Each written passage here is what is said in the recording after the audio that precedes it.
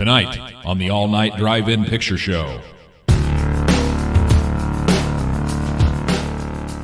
Abstinence isn't going to be anything new around here. Well, if I were positive it was going to kill you, I'd do it. Then, What makes you think I'd stick my neck out? Every priest and rabbi from Staten Island to Yonkers would want to hang me by my mustache for making them read sacrilege over their cornflakes.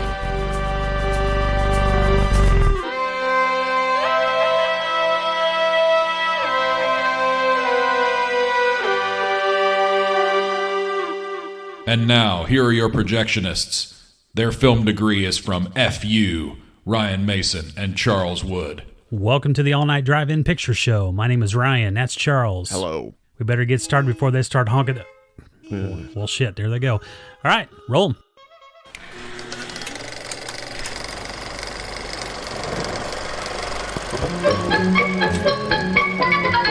Attention patrons. The movies discussed on this podcast will be spoiled from start to finish. If you wish to experience these cinematic gems visually, please do so before continuing with this episode. We will be right here when you return.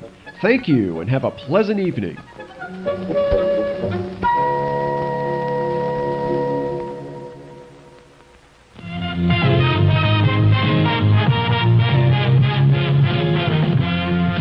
And now, please enjoy our featured presentation.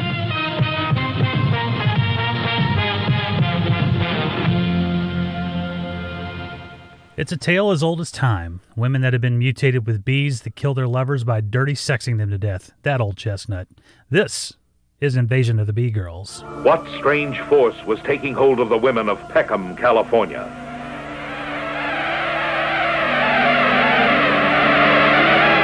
What strange ritual unlocked the hidden appetites of these women? What bizarre secret threatened every man in town?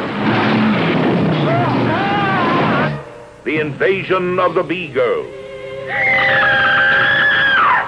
Total abstinence. Hold that! Now just hold it! The United States government sent their best investigator from Washington.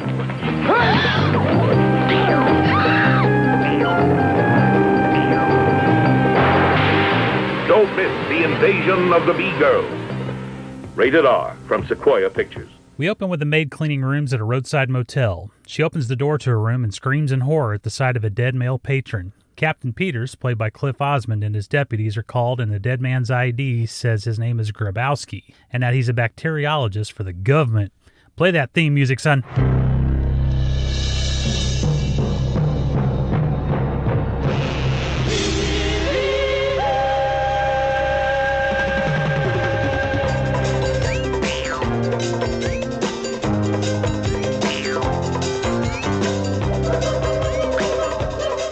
Peters questions Grabowski's wife, Gretchen, played by Katie Saylor, about his health. No heart trouble, she says. Then it's off to the coroner's office, where the cause of death is determined to be a blood clot in the heart caused by extreme exhaustion. When asked if he was fooling around, the coroner replies, "Was he ever?" Oh, shit!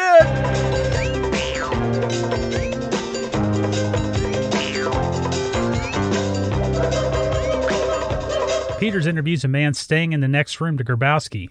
He says all he could hear was the hum of the television through the wall all night, nothing suspicious. After the interview, the deputy informs Peters that, "Oh, look out now, we got another body." What the fuck?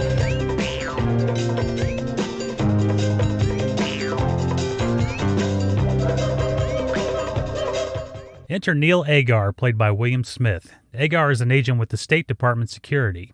He wants to look at the Grabowski file. Peters wonders why, but Agar says that the Pentagon likes to keep track of such things. Peter lets him know they found another body in similar condition and hands over that file, too. I like in this scene how Captain Peters references Agar's previous investigation and how rough it was. It never comes up again as far as Agar's concerned in his investigation. It's not like he has some PTSD or something that he can't get over. But I like that it shows that this sheriff is not this yokel that's going to be pushed around by a Fed. Yeah. You know, because usually in these movies, you get this yokel bumpkin, and the Fed comes in, and he's smarter and everything. And in this one, Peters is like, yeah, okay, do your thing, I'll do my thing, we'll keep in touch, whatever. It's a shame that really doesn't come up in the long run for Agar's character, because you would think if you're going to mention that, go to that trouble. Yeah. But we'll figure out why. We'll talk about why that is later on, because I bet that was actually laced in and was supposed to come back, but it didn't for a very specific reason. But we don't get to see him suffer any ill effects, but it'd be a whole lot cooler if he did, though. You know what I'm saying? Agar arrives at Brant Research Facility and speaks to the library director, Julie Zorn, played by Victoria Vetri.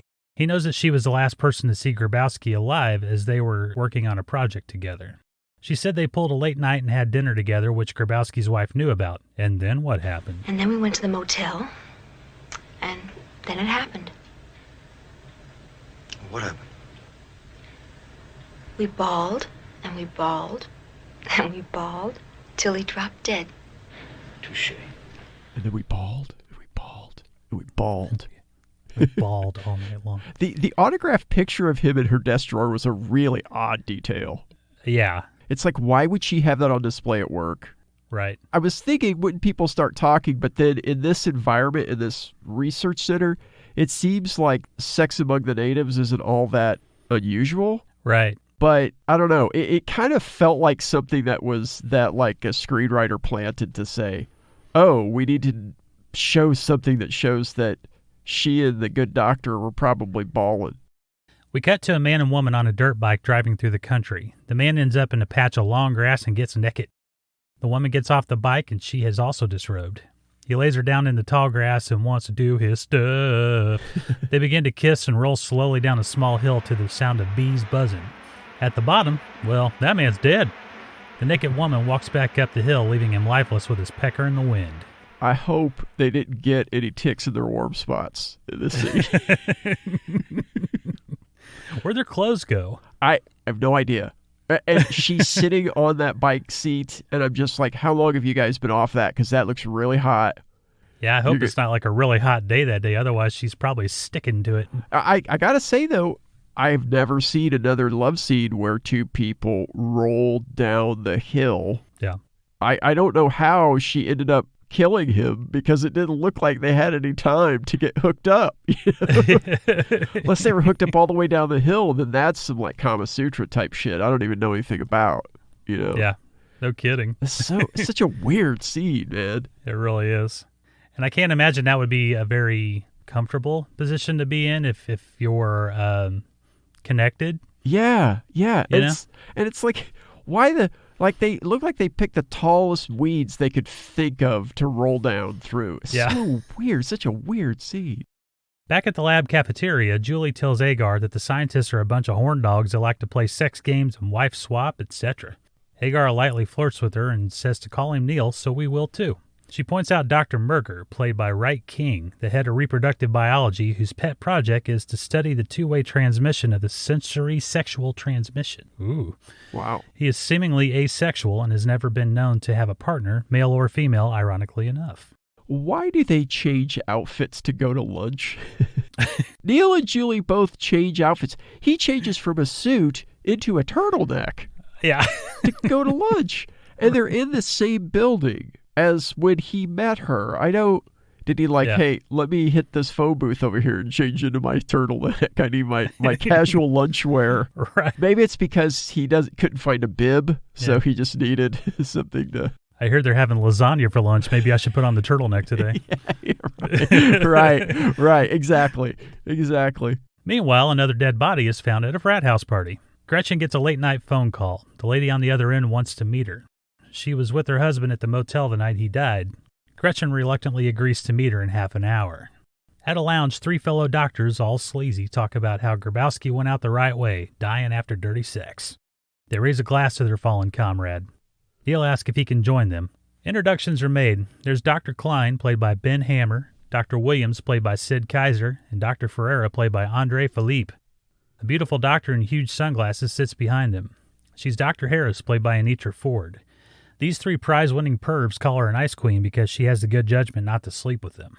Ferreira takes Neil to the lab of Dr. Lyons. He says if anyone can assist Neil with Grabowski's studies, it would be Lyons. Then they find Lyons dead on the lab floor, naked, of course. And Dr. Lyons ain't going to be much help after all. His face is like his mouth's all wide open, but his shoulders are kind of shrugged like, sorry, guys. Yeah. You're screwed. He's a doctor, too, that's got like just a huge merkin of black hair on his chest, too, right? So, yeah. Looks like a bearskin rug. He's awful. No offense to the pale guys that are really hairy out there, but pale guys that are super hairy like that just... Well, this isn't Dr. Lyons' fault, Ryan. He's pale because he's dead. Well, that's true. That's true. But you can tell even without the gray makeup on it, he's probably a pretty pale guy anyway. Yeah, he looks like he's been dead for like a week. Just ice cold pale. These B-girls really, they nail it hard, don't they? No pun intended. Jeez, good Lord. That just came out that way. I didn't intend it whatsoever, but I liked it. I liked it a lot. 2 kids worth of a dad joke right there. Hey, the kids would love that. Oh, yeah. Well, my son would anyway. Peter's deputy is getting ready to load into his car when he sees a Joan Jett-looking lady wearing sunglasses giving him a once-over. They flirt from afar, and she wants to dirty sex him. As he walks toward her, hey, what's that sound? Moments later, he's on a slab at the morgue. The coroner says all the men died the same way, and Neil is calling the health department anticipating some sort of health crisis. Peters calls a town hall meeting and lays out the facts. Dr. Merger has some ideas on how to control it, and of course, an asshole in the crowd named Barney, played by Jack Perkins, has to get assholish about it. Now, let me put it this way to civic, union, and religious leaders in this community. I must stress the importance of total, I repeat, total sexual abstinence. Hold this! Now just hold it right there. This is the stupidest damn thing I've heard of yet. 8 guys are dead from balling, and you don't even know what's caused it. Now, I agree with Sam here that you guys over at Branchwood's done it. Right. One of your goddamn experiments backfired on you, probably. Well, let me tell you something. Me, for one, ain't gonna give up a little pleasure I get from screwing my old lady, or anybody else, for that matter. Now, if we have to listen to some more crazy ideas, I'm leaving. All right, just wait a minute. Now, nobody is trying to legislate or dictate your private morals. Even if we wanted to, I don't think we could. All the man is doing is coming here and expressing a few opinions on how maybe we could save our lives. Now, on that basis, that isn't too much to ask. You sit down and listen, is it? You gotta be kidding. What about that up there? Huh? You want us not to have that all yet? You kidding? What are you gonna do when you get home tonight, huh? What are you gonna do? Huh? Crawl in? Hey, bird. Barney meets with his union buddies at a bar and gets liquored up and even mouthier. He's about to drive home drunk when Gretchen meets him in the parking lot wearing sunglasses. Uh-oh. She asks if she can walk with him, and we see her point of view, and it's as if she's seeing him with 50 eyes. Buzz, buzz, son. So let me ask you a quick question here. Got the town hall meeting. You got this asshole that he's also ginning up his buddies, right? Sure. Afterward. What does that remind you of? A scientist talking to somebody who's saying, hell no, I'm not going to do what you say. I'm going to go out and gin my buddies up to protest this, even though that's right. it would save my life. I'm doing this. I'm not saying this is anything in particular. I'm just saying it seems familiar. I think I've seen this in a movie before, or maybe I've seen it somewhere before. I don't know. It could have been a documentary. I think I saw it 5 minutes ago on the news. Yeah. Yeah.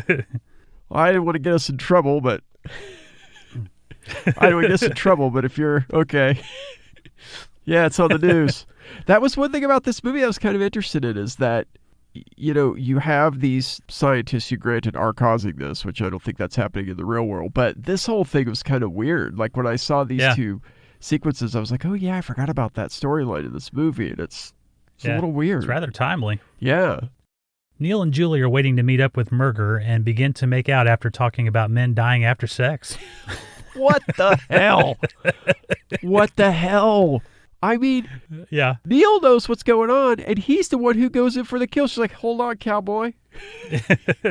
You know? Yeah. Hang on just a second. All the men in this town are dying from sex, so let's have sex. Yeah. Let's just make out. Yeah. Meanwhile, Merger is being chased by a car on foot. They hear the commotion from Neil's car and witness Merger being run over by the villain. He's dead. That whole thing was really gruesome. I was shocked. Yeah. And when they showed his body laying there, his head looked like it was turned completely over. I was just like, man, I hope that's a dummy, son, because otherwise that dude's a contortionist. He needs hazard pay. Later, Peters has arrived and Neil tracks down the car to find it empty. Peters informs Neil that Barney was found dead with his pants around his ankles. Yes. We have a body count of 10. The Union thugs that were hanging out with Barney earlier are in the background catcalling Julie. Afterward, Julie and Neil walk to a phone booth. Neil calls the State Department and Julie goes to wait in the car. While he's on the phone, the Union thugs sexually assault Julie. Neil requests a military quarantine of the town. After his call, Neil shows up as these animals are about to rape Julie and beats the dog shit out of all of them. Back at Brant, Neil is looking through Murger's office. What kind of a weird name is Murger? Murger. You know? Yeah, I know. Murger. Every time I say Murger, I think murder. And I know. Back at Brant, Neil is looking through Murger's office. He's searching through his books on his shelf and sees a hidden button, clicks it, and finds a hidden room behind the bookshelf. It's a sex lair, y'all. Neil finds a love letter to Murger from a man named Joe, and I'll be damned if Joe isn't in the room. Joe, played by Bill Keller, attacks Neil, but Neil gets the best of him, knocking him out. I like how he knocks Joe out, and then he pushes a coat rack over on him. Yeah. Take that, Joe, you son of a bitch. Here, push that off before you get up. Yeah. After he awakens from this cold cocking, Joe says that he came back to the lair to retrieve all the love letters because he and Murger were still in the closet and he didn't want his secret out. Joe has an alibi. He and Murger were supposed to meet that evening, but Murger called it off. Joe is upset about it, so he met with Barney and the Union thugs at the bar. He can be seen in that earlier scene. Joe saw Murger with a woman in the car around the same time, but it was dark and he couldn't make out her appearance. Neil asks if Murger was bisexual, and Joe assures him that he wasn't. Even before that, though, Joe's at the town hall meeting, too. Like, he's sitting in the front row. Oh, yeah, he was, wasn't he? Yeah. And the funny thing about that scene was the way he was sitting, because he was sitting perpendicular to the table of the sheriff and scientists and stuff.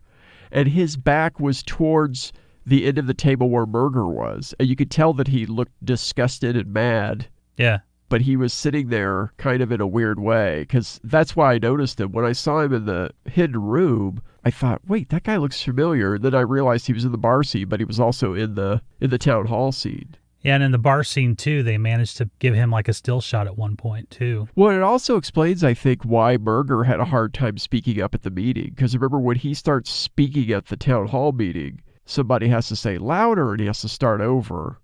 And I think probably part of the reason he had a hard time speaking was, A, because he didn't feel like he fit in with the town. He's a scientist, not a public speaker, you know. Yeah. But also because Joe was there and he probably felt uncomfortable. The next day, the military vehicles began to descend upon the town. Later, Dr. Harris, in huge sunglasses, asks if she can join Dr. Klein in the cafeteria. She has a cup of coffee and is pouring sugar packet after sugar packet into the cup. She says she craves nothing but sweets lately. Klein says that's not good for her appetite, which is too bad considering he wanted to ask her out for dinner. He's so smooth. Yeah. She accepts his invitation and says suggestively she will cook him up something extra special for later. His eyes might as well say, "Ooga." He's such a ledge, dude. Yeah. Neil talks to Klein and asks more about Murger. The phone rings. It's Klein's wife. He lies to her about being stuck at work for the rest of the night so he can go have dirty sex with Dr. Harris as Neil listens in. Peter said the line, "They're dropping like flies" to Neil. On a hunch, he asked Julie to play a nature documentary about insects for him. I mean, come on. That's about as tenuous a connection as a detective could possibly make. Right. Oh, again, this is almost like the autograph picture of the desk, although the autograph picture of the desk was just kind of like, clue. Mm-hmm. This is dumb. Ridiculous. Dropping like flies. Let me see. But he doesn't ask her to get a documentary about flies, oddly. Right. Maybe, well, I guess he says insects, so stupid. Really stupid. This is the scene where Clyde is like, he gets the cologne, and he just like douses his hand with cologne. He reaches in and puts it under his pits and stuff. I'm like, puts it on his chest. I'm like, dude, that's got to burn, man. No kidding. Ugh.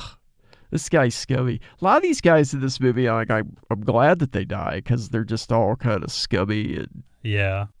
During their illicit rendezvous, Dr. Harris and Dr. Klein share a parfait and then have some coffee.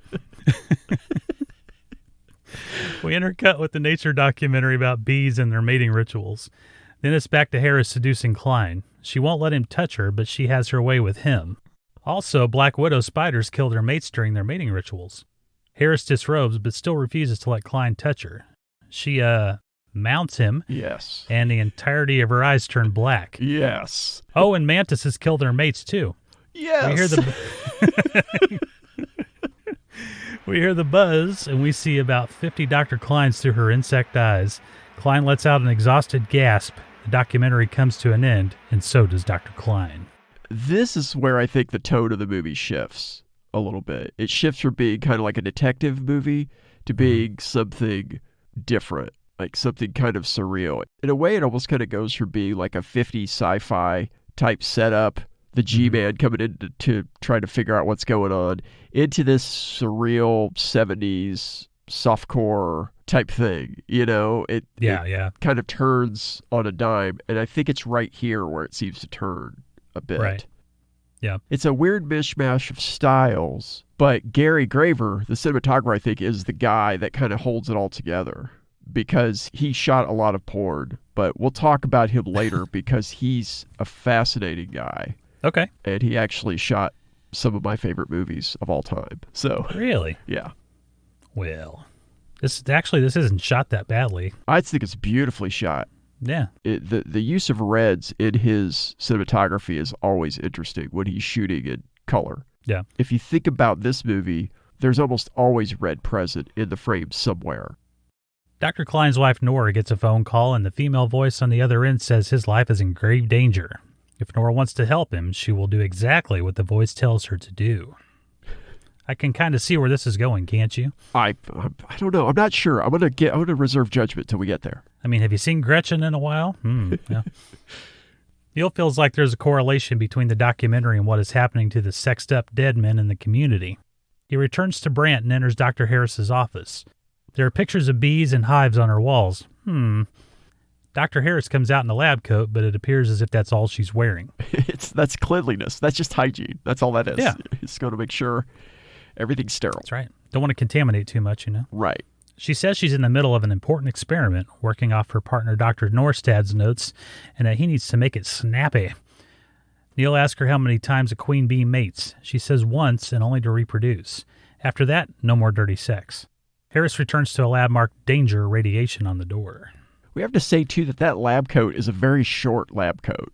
Yeah. Like, it looks like the only thing she's wearing, but it's not like she's wearing one of those long lab coats that go, like, halfway down her calf. Like, she's wearing a lab coat that is very short. And she's wearing the equivalent of a lab coat miniskirt, basically. Yeah, exactly. Inside, there are several women in lab coats and giant sunglasses. Again, that appears to be all they're wearing, holding on to Nora and muffling her screams. Harris returns and pokes her in the temple with a golden bee pendant. This acts as a sedative and calms Nora down immediately. The women strip Nora naked and stand her in front of a machine that points directly at her vah-heena. Harris turns on the machine and Nora begins to writhe in delight. Jesus Christ. The machine turns off and the women begin to cover Nora in white, gooey paste from the top of her head to her toes. Then they move her into a chamber and release bees into it. The bees completely engulf her body. After a few moments, Harris turns off the machine. The bees have disappeared and the paste that clung to her body is now more like a loose cocoon. The women tear the cocoon off of Nora and walk her back in front of the machine. Harris turns the machine on, which seemingly turns the women on. Ooh. Harris turns off the machine, kisses Nora on the mouth, and Nora opens her now black eyes. She's a bee girl, son! What a weird scene. Yeah. This is like proof positive that this movie is switched. This is no longer the thing dirty sexing men to death. It's now become, hey, look at these weird images of us with naked women and paste and, you know. Right. I didn't see anybody put like the skull cap on her. Right. But then when they open it up, I mean, she obviously has it, but then they open it up and she comes out and they take the skull cap off. Is that because so her hair is still okay? I don't know, like, why you would need that. I guess. You know, I know. It's like we're going to completely paste her over in this sludge that will then become a cocoon, but let's cover her hair up because, I mean, we're not animals, right? I mean, we're bees, but we're not bees, you know. She washed and conditioned that earlier today, man. We can't mess it up. Yeah, right. She just got her hair did at the salon, so. That's right. Captain Peters and Neil answer a call from a local foundry and discover the body of Dr. Klein. Peter says he will go speak to Nora about their finding. Meanwhile, the military quarantine is now in effect and Dr. Williams is denied exit from the town. Peters arrives at the Klein residence to inform Nora of her husband's passing. She's wearing sunglasses, isn't surprised that her husband is dead, and immediately begins seducing Peters. He gets spooked and bails out before shit gets out of hand. Why did Harris dump Klein at the foundry? Yeah, I don't know. That's so weird to me. Like, well, I guess maybe they were just like, hey, we have access to a foundry, let's shoot there. It seems interesting. Yeah. I don't know. I shook my head a lot during this movie, and it wasn't out of amazement. It makes about as much sense as rolling sex does, I guess. So. Yeah, well, hey, there are no ticks in a foundry, I'll tell you that much, sir. It's true. Williams returns to the lab and gives Neil what for about the quarantine. Neil, Julie, and Dr. Ferreira shut him down and inform him of Dr. Klein's death. Neil begins to ask Williams a few questions. You're the geneticist, aren't you? Can you cross a man and a horse? You're asking me? Yes. I told you get a centaur, mythologically speaking. Realistically speaking, you'd get a summons for bestiality. Come on, Agar, what's with the asinine questions? Look, Williams, I'm serious. Now, what about controlled mutations? We're not ready or able scientifically to have the kind of controls necessary to alter the complex composition of genes and chromosomes. And there are meta-theoretical considerations to examine and... Hey, with what we know now, it would still take centuries of trial and error. Okay. Can you accelerate the process artificially? Impossible. No, maybe. Maybe the androgen and the estrogen hormones were artificially substituted by androgynous hormones, thereby rearranging the cellular structure. Now then... Hey, nobody's been able to do that before, except maybe Norstad and his goddamn bees. Right, exactly right. Norstad and his bees. Okay, I have a theory. And it's a wild one. And I'm gonna need your help to prove it. I guess I understand the quarantine roadblock thing, but I don't exactly understand why all those citizens are out there. I don't understand if they're trying to get home or if they're quarantined and they have to stay. Freaking out and they're trying to get out of town. Or one of the problems with this movie is that we don't have any idea how big or small this town is. Yeah. Like, we don't have a concept of what this town looks like, which I think partly is by design, because when we're with the doctors at Brant, they're going to cocoon, they're in their ivory tower, they're richer, they're more educated, they're quote-unquote elites, and then you have Barney and his cadre of guys who are working-class guys, and you see the town bar, but you don't ever really get a sense of what this town looks like. I think if we'd had a little more logistical stuff like that, I think it would be easier to kind of understand how these all things relate. Like, how does she get him to the foundry? Why does she take him there? There are things like that in this movie that don't fit, that if they were in there, it might actually make the movie a little better, but yeah, it's just not there. At the quarantine roadblock, a lady in giant sunglasses beckons one of the military men to help her. She says she's lost her keys and needs help finding them. As the guard searches, she stops him in his tracks by exposing her bosoms and her black eyes. Back at the lab, the conversation continues. Williams isn't receptive to Neil's theory, but Ferreira feels differently. You're clutching at straws, Agar. That's not science, that's fiction. You can count me out. Williams, don't be so damn rigid. Hey, take my advice, Agar. Go home. Lie down. You're showing a strain. There is an iota of credibility in your theory, You mean you'll help me? What do you want me to do? I want you to put all this in analysis form so I can send it to the State Department. All right, I'll go home and put it on paper. How soon? Well, I'll rough out some notes and dictate it. Elvira will type it up for you before dinner. It'll be ready. Great. Oh, one other thing. If this forced mutation on the energy level that we're talking about did occur, it should be detectable by a photosensitive gamma count synthesizer. What the hell is that? It works like a camera. Mutated cells are infiltrated with a measurable degree of gamma radiation, which registers on a special photosensitive plate. Let's try it. At Grabowski's funeral, Dr. Harris and Nora stand behind Gretchen. They're all rocking their Queen Bee Ray-Bans. Julie, Neil, and Peter stand off to the side watching the actions of the three women. Julie moves behind Neil and turns on a small gamma counter. It gives a very quiet whirring sound, and the women take notice and begin to look around. Neil smiles, knowing that they're onto something. Earlier in the movie, it's established that Dr. Williams and his wife Harriet don't like each other at all, and they certainly aren't having dirty sex. Well, things have changed for Harriet. She begins to strip for him, asking him if she's still got it. She takes her stockings off and hangs one around her neck like a scarf while continuing to strip down to nothing. They begin to engage in that filthy business aggressively. Her eyes turn black and his heart begins to attack itself. He exclaimed that she's one of them. He grabs the stocking and chokes her as they both die simultaneously, in the goofiest kill of the entire movie. It is, but them not liking each other is the understatement of the century, because that earlier scene, it's a shame we skipped it, because that earlier scene, I think, has one of the sharpest exchanges in the whole damn movie. When he says, abstinence isn't going to be anything new around here, and then she replies, if I were positive it was going to kill you, I'd do it. Damn. Yeah. It just got cold in here, ladies and gentlemen. But that setup actually makes this scene so much more tense, because we know for sure that we're not dealing with a couple that's just simply fallen out of love. Like, they become mortal enemies. Like, they can't be nudged back together. So when she comes in and starts laying it on thick, immediately I'm just kind of like, give me those eyes, you know? Like, give me those bee eyes. That's coming. Oof. So, yeah, but it was a dumb kill. You would think that one of them would crap out before the other one, but hey, just like a great couple, they climax together, you know? Yeah. Boom. I don't think he could have choked her out in that short of a time period, too, especially with a nylon stocking. Yeah, I don't know. I don't know. Yeah. It's been a long time since I choked a guy out with a stocking, so. Hasn't been that long ago. It's probably well, I guess it's been a couple of months because you've been quarantined. So. Right.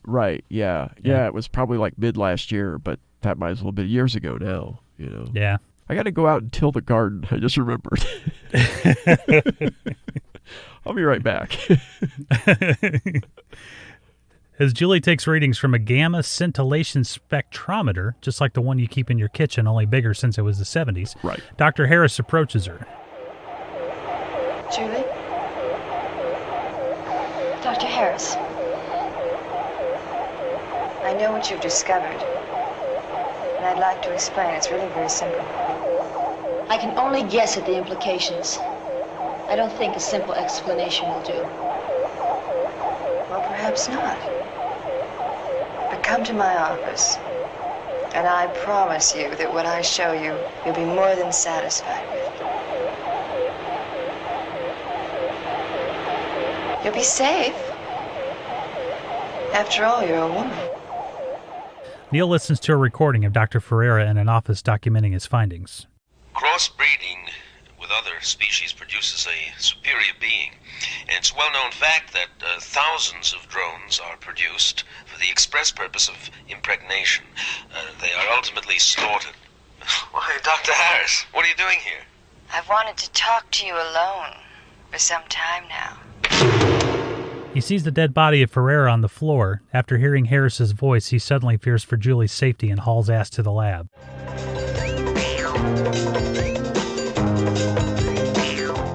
Harris has sedated Julie and has her in the vagina machine pre-bee paste. Neil arrives and goes to grab Julie, but Harris says all she has to do is push a button and Julie will die. Neil turns as if to walk away, but then does a spin move and puts a couple of bullets into the machine. Shockwaves and sparks distract the women while he grabs Julie and runs out of the room with her.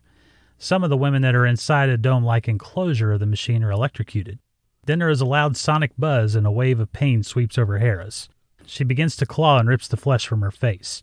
She then collapses and dies with the rest of the women. Julie is awake from the sedation and has some answers. The radiation caused the women to be sterile, so they were forced to repeat the mating cycle. Yeah, okay, Julie. Yeah, Julie, okay. Neil and Julie go back to her place. Julie rambles about the experiment and the human nature and her daily patterns, etc. Neil's sick of hearing the ramble, so he walks her back to the bedroom, throws her on the bed, and they begin to have dirty sex.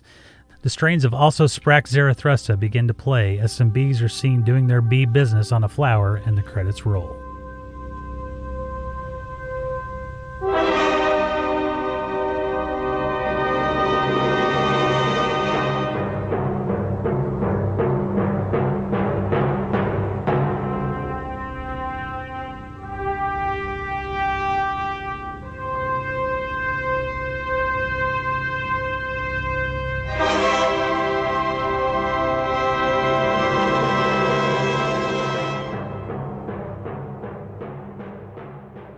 There are so many bees on that flower that it makes me wonder if Julie actually was a bee woman.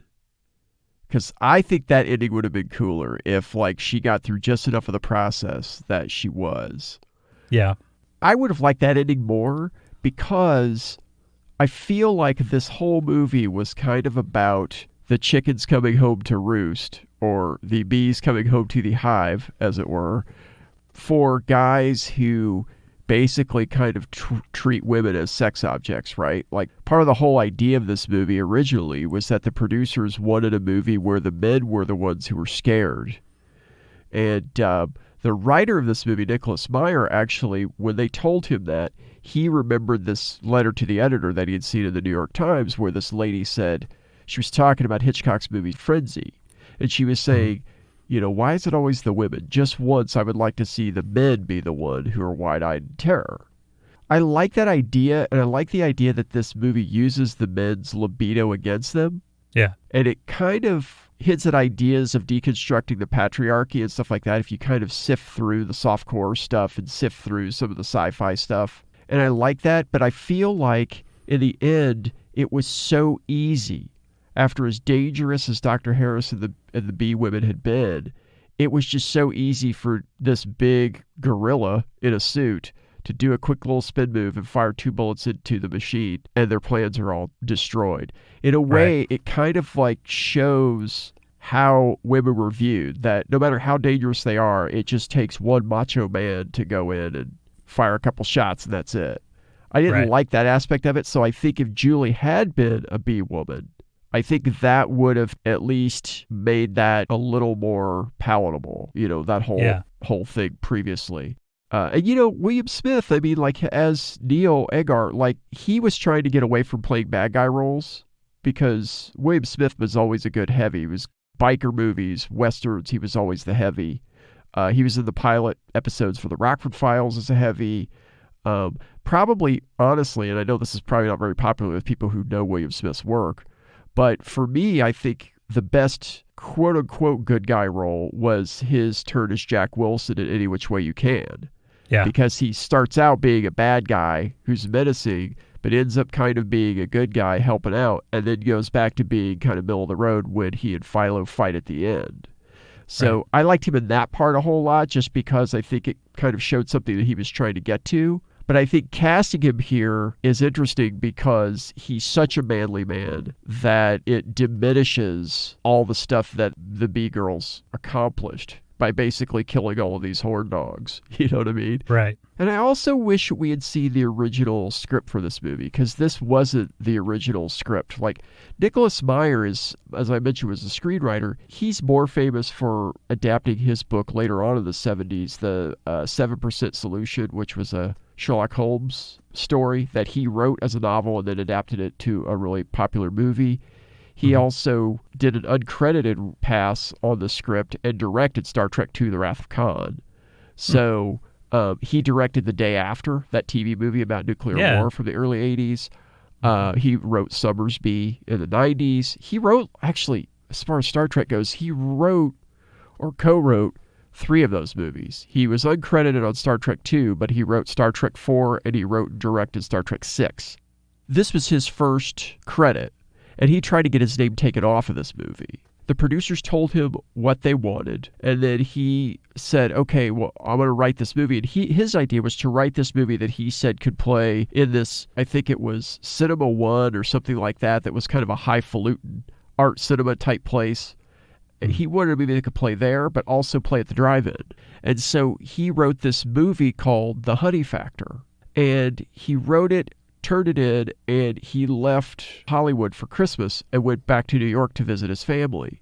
And by the time he had come back like a week later, the script had been totally rewritten by one of the producer's girlfriends, this woman named Amy Andrews. He said that it had been dumbed down, and it was like they took a lot of the stuff out of it, the artsy stuff out of it, and they just turned it into basically this softcore thing. So he called his agent and said, I want to get off of this. And his agent's like, dude, you need the credit. And it really wasn't his decision anyway. Like, the Writers Guild stepped in and they arbitrated and basically didn't put Amy Andrews' name on it. The producers kind of sold to him as like, you know, a script's a blueprint, it's not a movie. which is right. And they're like, sometimes you have to make changes before it's built. But I would have been really interested to see what this would have been, because there are hints in this movie that this could have skewed a little bit more towards The Man Who Fell to Earth versus what it is. Because Dennis Sanders, the director, I think he had won like 2 or 3 Oscars before this for documentaries and shorts and things. No kidding. Yeah. He actually I think he directed Elvis, That's the Way It Is, I think, that documentary, which is a great documentary. Yeah. One of those Elvis early 70s performance documentaries that are so great. But it wasn't like you had people working on this. Gary Graver's a great cinematographer, so it's not like you had people working on this that didn't know what they were doing. And the actors, really, for the most part, weren't that bad either. A lot of TV vets on here. Right. I think my 2 favorites were, I like Victoria Vetri a lot. I thought she really felt like a library director. She felt like Julie to me. And I liked what the Sheriff Peters, Cliff Osmond, I think was his name, right? I think so, yeah. Those are probably 2 of my favorites. I wish William Smith had not been in it, because he was trying so hard to get away from the bad guy image that I think he kind of filed away all of his edges. Yeah. It would have been interesting to see somebody else in the part, I think, that could have brought that character a little bit more to life. Yeah. So there are 2 other things I want to talk about. Okay. Earlier I mentioned Gary Graver. And so I want to talk about Gary Graver, and I also want to talk about Victoria Vetri, because there's something really interesting that, in a way, if it's true, kind of connects into this movie in a very odd way about her. Gary Graver, the cinematographer in this movie, like I said before, I think he was the bridge that really kind of bridged these 2 types of movies that were mishmashed in here together. This 50s sci-fi, 70s softcore, that kind of thing.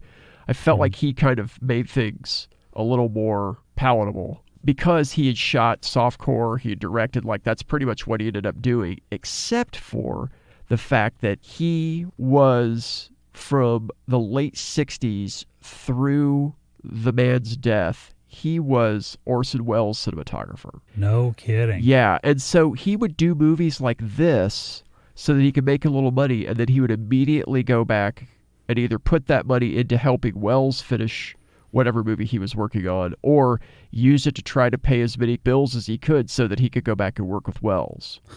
Graver actually shot The Other Side of the Wind, for Christ's sakes. Like, that is one of my favorite movies of all time. And Graver shot that movie. He also shot it's about 9-minute trailer for F for Fake, which is a short film in and of itself, and one of the best trailers I've ever seen. I mean, it's an amazing trailer. He also shot stuff like The Toolbox Murders in the late 70s, which is a great looking movie. I mean, it's just a very well shot movie. It's a pretty good movie.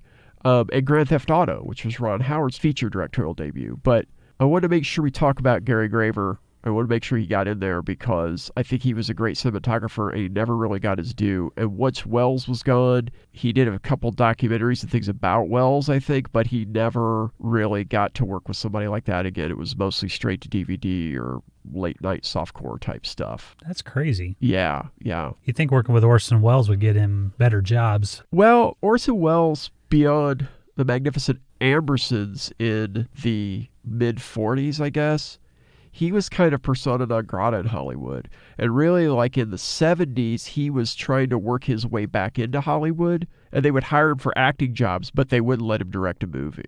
Welles has come to be seen as this legend among cinephiles, which they still loved him at that time too, but it wasn't like Graver could parlay that into working with a studio, because people were like, well, Orson Welles was just a wayward genius. Like, he was a genius, but then he lost it, which is totally ridiculous. I mean, Orson Welles made The Trial. Like, The Trial's to me, one of the best films ever made.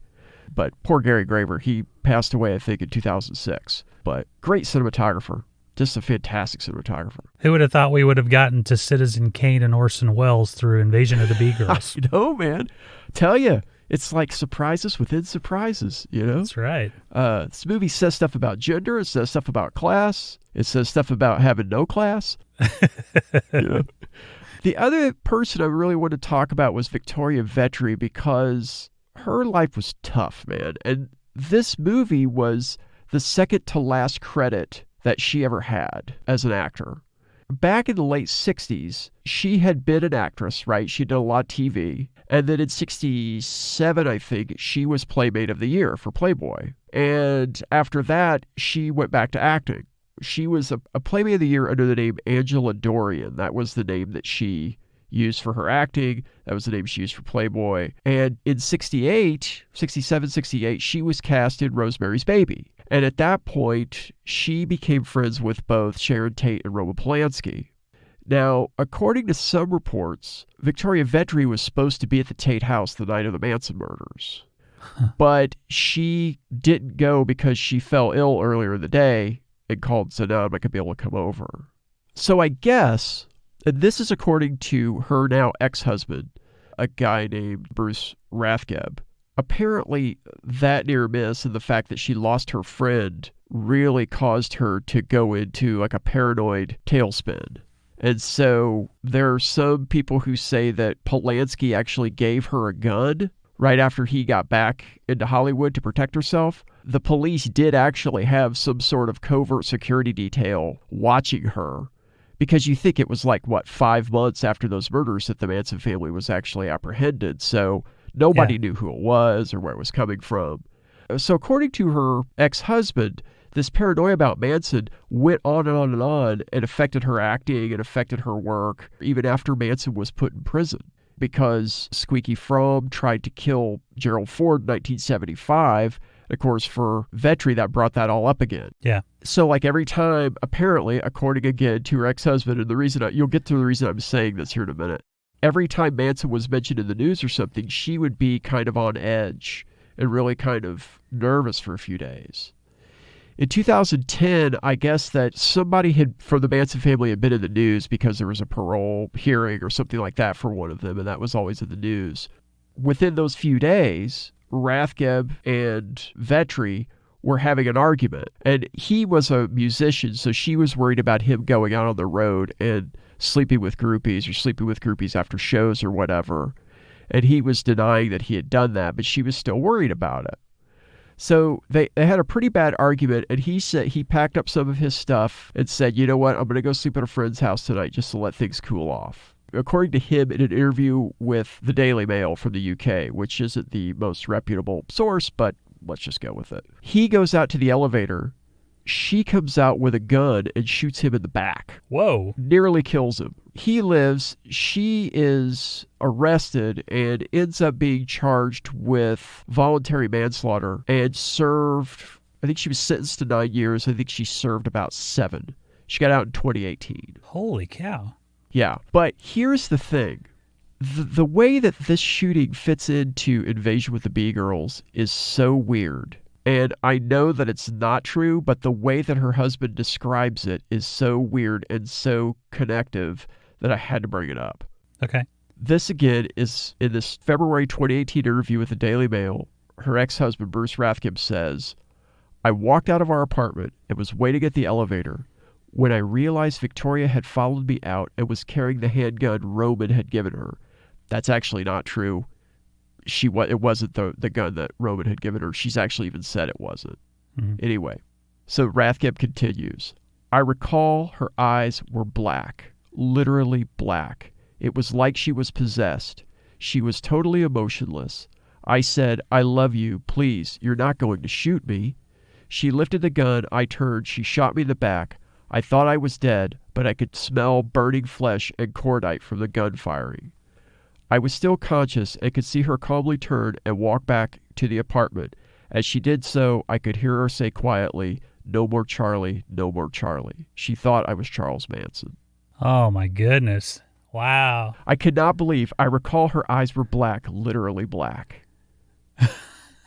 Like, how weird is that description when you think about her being in this movie? It just blew my mind, blew my mind. But thankfully for her, she's out now. She's doing better. Yeah.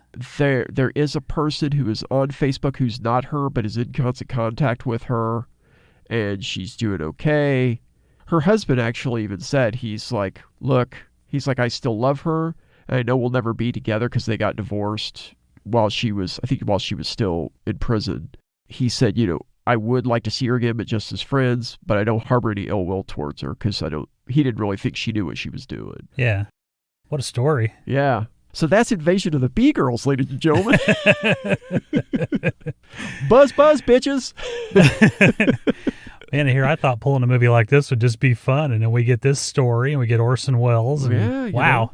Yeah, I mean, and that's not even talking about William Smith. We could do 2 hours just about William Smith's life. Like, look at, just go to IMDb, for instance. Just go to IMDb and look at that dude's bio. Lifeguard, the French Riviera, bare knuckle fighter.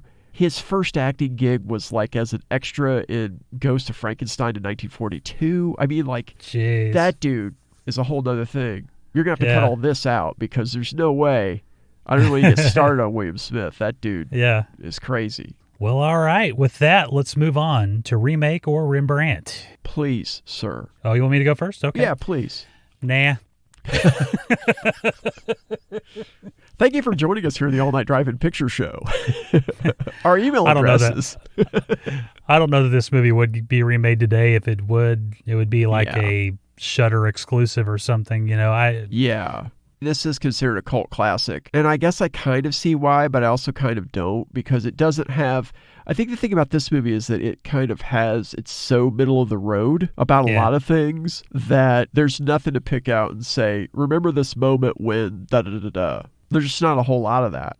The only correlation I can think of that I would like to see done, but obviously it wouldn't be Invasion of the B-Girls. It would be so I don't know if it'd really even be a remake. Is there is a story from the late, I think it was like the mid to late 70s at this company in Europe. They had some places all over Europe, and they were working on the Star Wars program for the Reagan administration. And there were an alarming number of deaths of the scientists that were working at this company and were working on this program. Some of them would die of natural causes, but most of them were suicides, these bizarre suicides. One guy, his suicide was that he tied a rope to a tree, tied the other end around his neck, got his car, and turned it on and hit the gas and killed himself that way. Jesus. I think that would be very interesting as far as like trying to explore something like that. Yeah. And I'm thinking about, somebody's obviously probably not about that particular case, but something like that. I'm sure this has probably been done. I can't imagine that it hasn't been done one way or another. I'm just not thinking of it. But yeah, that was the only idea I would have had for a remake. So I don't know. Rembrandt. It's not a rebrandt. Well, something we haven't done in a while during this segment is where would Kurt Russell fit in if it were to be remade? Dr. Klein. The scummiest dude. Yeah. I think you're right. Dr. Klein, I think. Yeah. Yeah, I think that works. Either Dr. Klein or Captain Peters, if you want to give Kurt the good role, like a nice role, good guy role. Yeah, you could do more with that role too, I think. I thought Cliff Osmond was great for what he was given to do. I think he was really good. He was like really kind of, like I said, I think he and Vetri were the two that were kind of realistic touchstones for this movie. Because to me, when Vetri was talking about all that stuff at the end, going hog wild with all the stuff about routines and all this stuff, I believe that. I believe that she knew what she was talking about and everything. Whereas there were times when like William Smith would say something, I was like, that dude's reading a line, son. That's not, that's a line. That's not real. Get me a documentary about insects. Come on, dude. Dude, that's a line. Stop it. Totally line. Yeah, sure. Dr. Klein. Old Curdy boy, Dr. Klein. I eat a parfait with him. Buzz. Yeah. I've been craving sweets recently, Kurt. And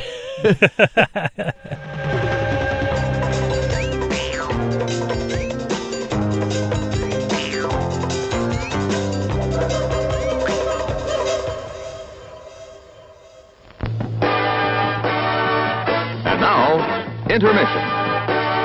Refreshment time.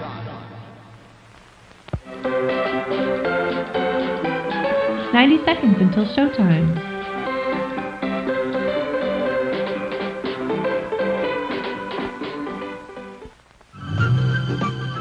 Need a pick-me-up before our second feature? Visit our snack bar for an ice-cold Schlené coffee. Our brew is crafted from mostly clear Kentucky stream water mixed with the finest bitter beans straight from Columbia, Missouri. Our secret is that we age this smooth beverage at 39 degrees Fahrenheit for 3 days before serving it to you, our loyal patrons. So head over to our snack bar and grab a cup of ice-cold Schlené coffee, a bargain at $4.99 a cup. Schlené coffee, don't drink water, it'll rust your gut. 1 minute until showtime.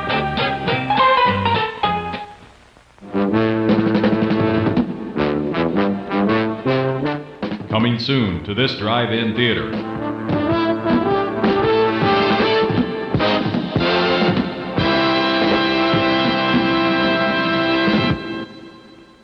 On its way, Barracuda. Get me out of The mysterious underwater thriller, Barracuda. Nobody suspects the danger. Papa! Papa, there's something strange going on down there at the beach. Look at this, Floyd. A lot of these fish look like they've been eaten by something.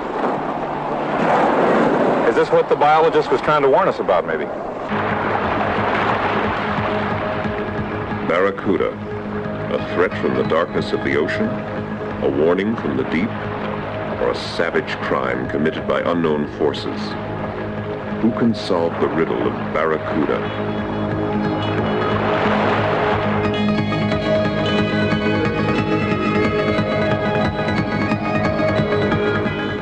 Then what the hell are those chemicals doing in the waste from that plant? Can they possibly have any effect on the fish? He's back. He knows. We'll take care of everything. Barracuda. Ice-cold action about misuse of power and strange events.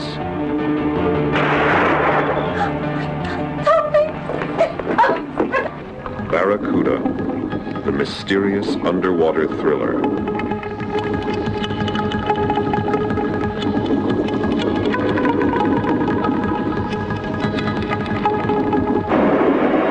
Barracuda.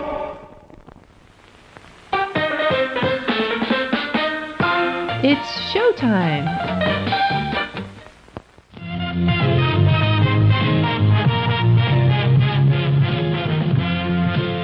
And now, please enjoy our feature presentation.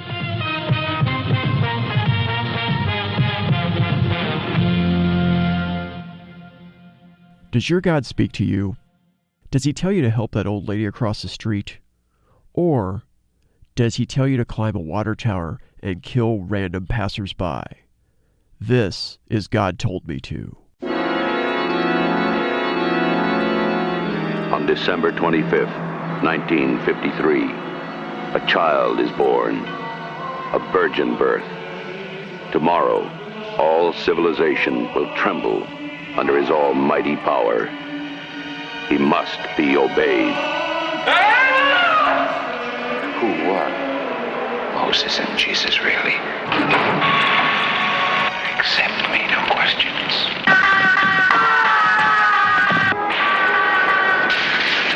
Sacrifices to your God are nothing new. Are you going to tell me all those people are meant to die? Why did you attack all those people? God told me to.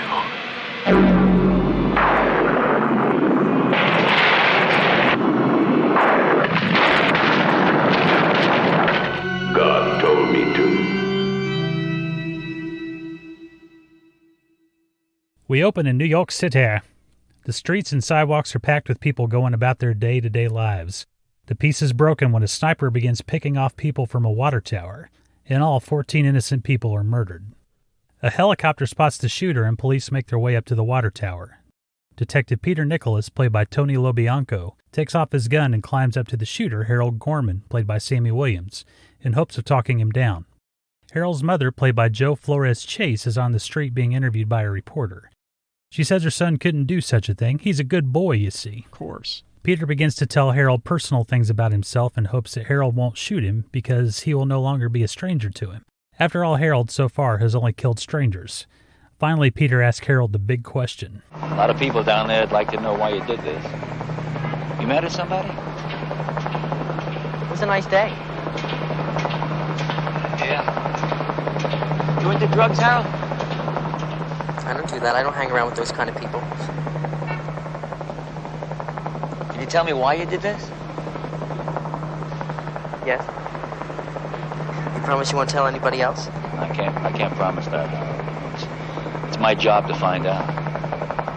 Well, I'll tell you anyway. God told me to. With that, Harold stands and jumps off the tower to his death.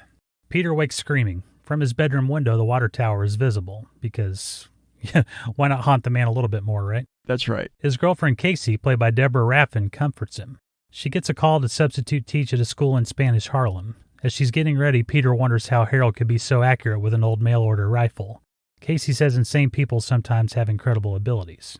Peter drives out to visit his estranged wife Martha, played by Sandy Dennis, to supposedly talk about their impending divorce.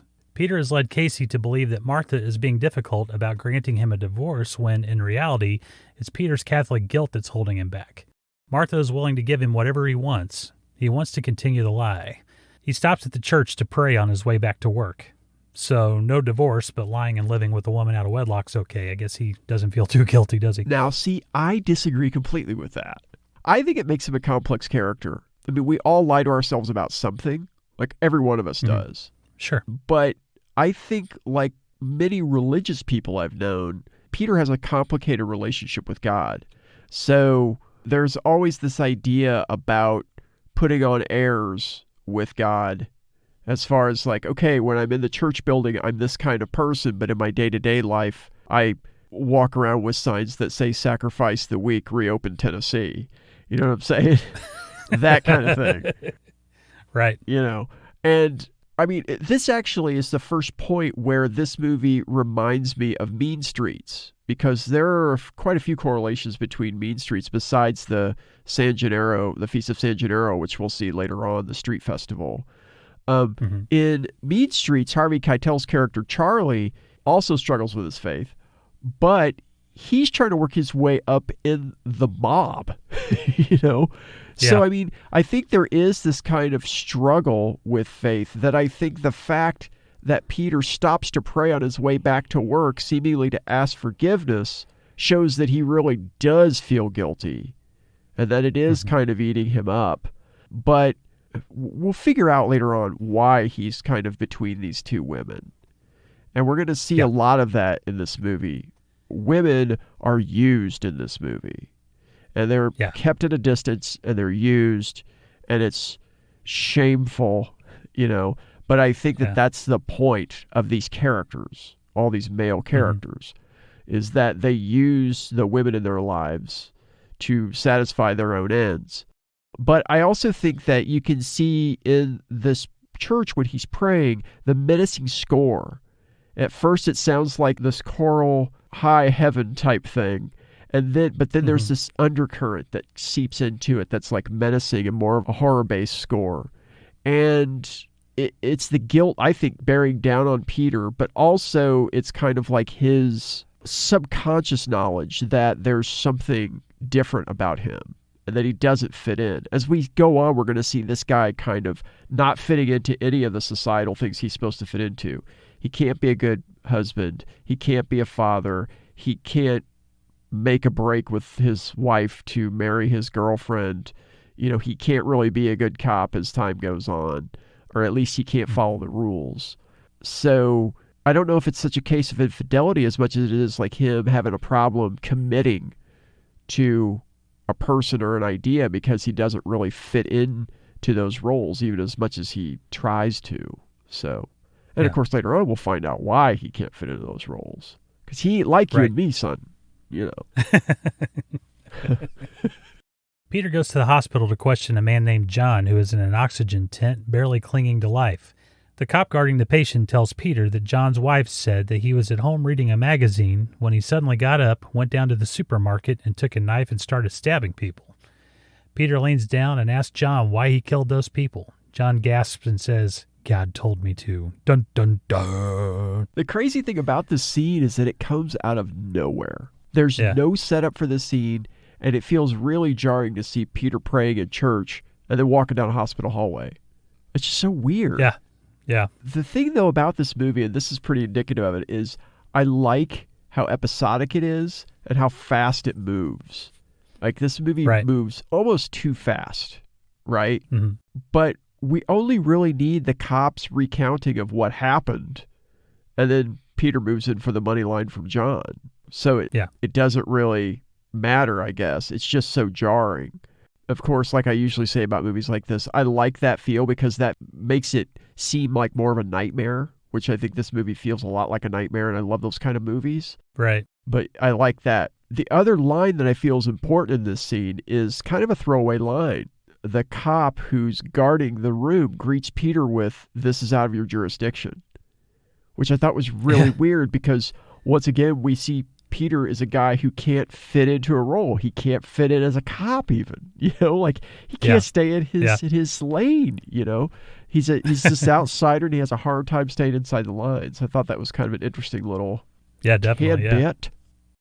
The police receive an anonymous tip that someone will be willed to kill 5 innocent people at the St. Paddy's Day parade later that day, and it may be a police officer. Peter calls into his sergeant about delaying the parade. The commissioner, played by Mike Kellen, refuses to stop the parade. The police line up to march in the parade. One particular officer, played by Andy Kaufman, has a smile on his face. The parade stops in front of the Grand Marshal, and the officer opens fire. He shoots toward the marshal, but kills the man behind him. In the struggle to subdue the killer, 4 other police officers are murdered before the assassin finally receives a kill shot from another officer. Peter runs up to the killer and is told that God told him to do it before he dies. Oh, I thought he was going to say a leprechaun told me to.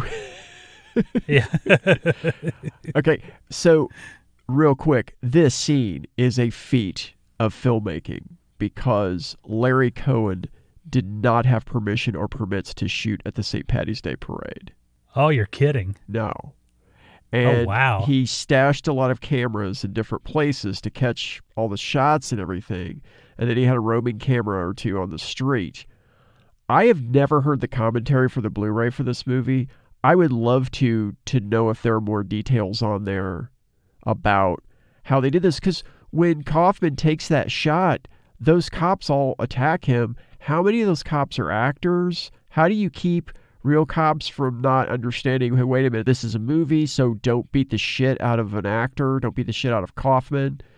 Yeah. I just don't know how he does that. And, the chaos, when things kind of go into chaos after that, how do you shoot that? I don't, that is a feat of filmmaking and editing. And on top of all that, with Kaufman, I guess this was his first film, and dressed up in the cop outfit, people still recognized him. And so he was antagonizing the crowd and stuff, and Cohen had to break that up too, even in the midst of all this. But in a lot of the public shots, he wouldn't get permission to shoot a lot of the time. That's why later on, when we're at the Feast of San Gennaro, you see people looking at Peter and looking at the camera because he didn't have permission. He didn't have enough money to block off parts of it or have a whole bunch of extras. So you have people looking at the actors while they're doing something. I mean, in one of his movies, I can't remember if it was Black Caesar or Hell Up in Harlem, one of the two, he had Fred Williamson, I think it was Black Caesar, Fred Williamson staggering down the sidewalk in New York City, having been shot in the movie. And people were either ignoring him, or after a while people would come up and ask him if he was okay because they were shooting him from afar. So people didn't know that it wasn't real, Oh, man. I don't know how Cohen did this. There's no way you could do this today. Right. Yeah, that's crazy. The people who were up in the box were all the real people. You just had a guy behind them pretending to get shot? Behind the mayor or whatever? I just don't understand that. That's amazing. Did he get arrested or anything after that? No. He just, Oh, man, that would be an incident nowadays. Oh, I know. I mean, he does a lot of things in this movie that lift things from other things, like the stuff that we're going to see later. I'll pull it up when we talk about it, because he actually takes footage from another movie or another show to insert into this movie as a major story point. It's oh, wow. Damn, son. And I still think some of the stuff from this Feast of San Gennaro that we're going to see later, I don't know, some of that looked very similar to the stuff that Scorsese had in Mean Streets. So I don't know. But I never read anything about that, so. Peter questions an officer that was with the killer and asks if he saw him speaking to anyone the day of the murders. He He says that he saw the killer speaking to a man with long blonde hair. Peter then questions the doorman of a hotel adjacent to the water tower and the market owner. Both say the killers were seen with a long blonde-haired man. He then questions Harold's mother. She too identifies the blonde man and has a name, Bernard Phillips. She also mentions that he walks barefoot through the city. The cops begin to look into Bernard Phillips. Peter goes to the address they have on file for Bernard to speak to his mother. Once he's in the building, he's attacked by the screaming mother. A melee ensues and he kicks her down the stairs. He asks her the $64,000 question before she croaks in very melodramatic fashion. I thought that scene was really well done because it was done in near darkness and Peter gets so close to an answer, but then it's pulled away. Because it's Bernard Phillips' mother, right? Like he's there with her mother, but then it's ripped out from under him again. And I really love that. I thought that was fascinating. I also like that it was in total darkness, and it didn't seem like they tried to light it all that much. It just was what it was. The scene with him rolling down the stairs was pretty interesting looking, too.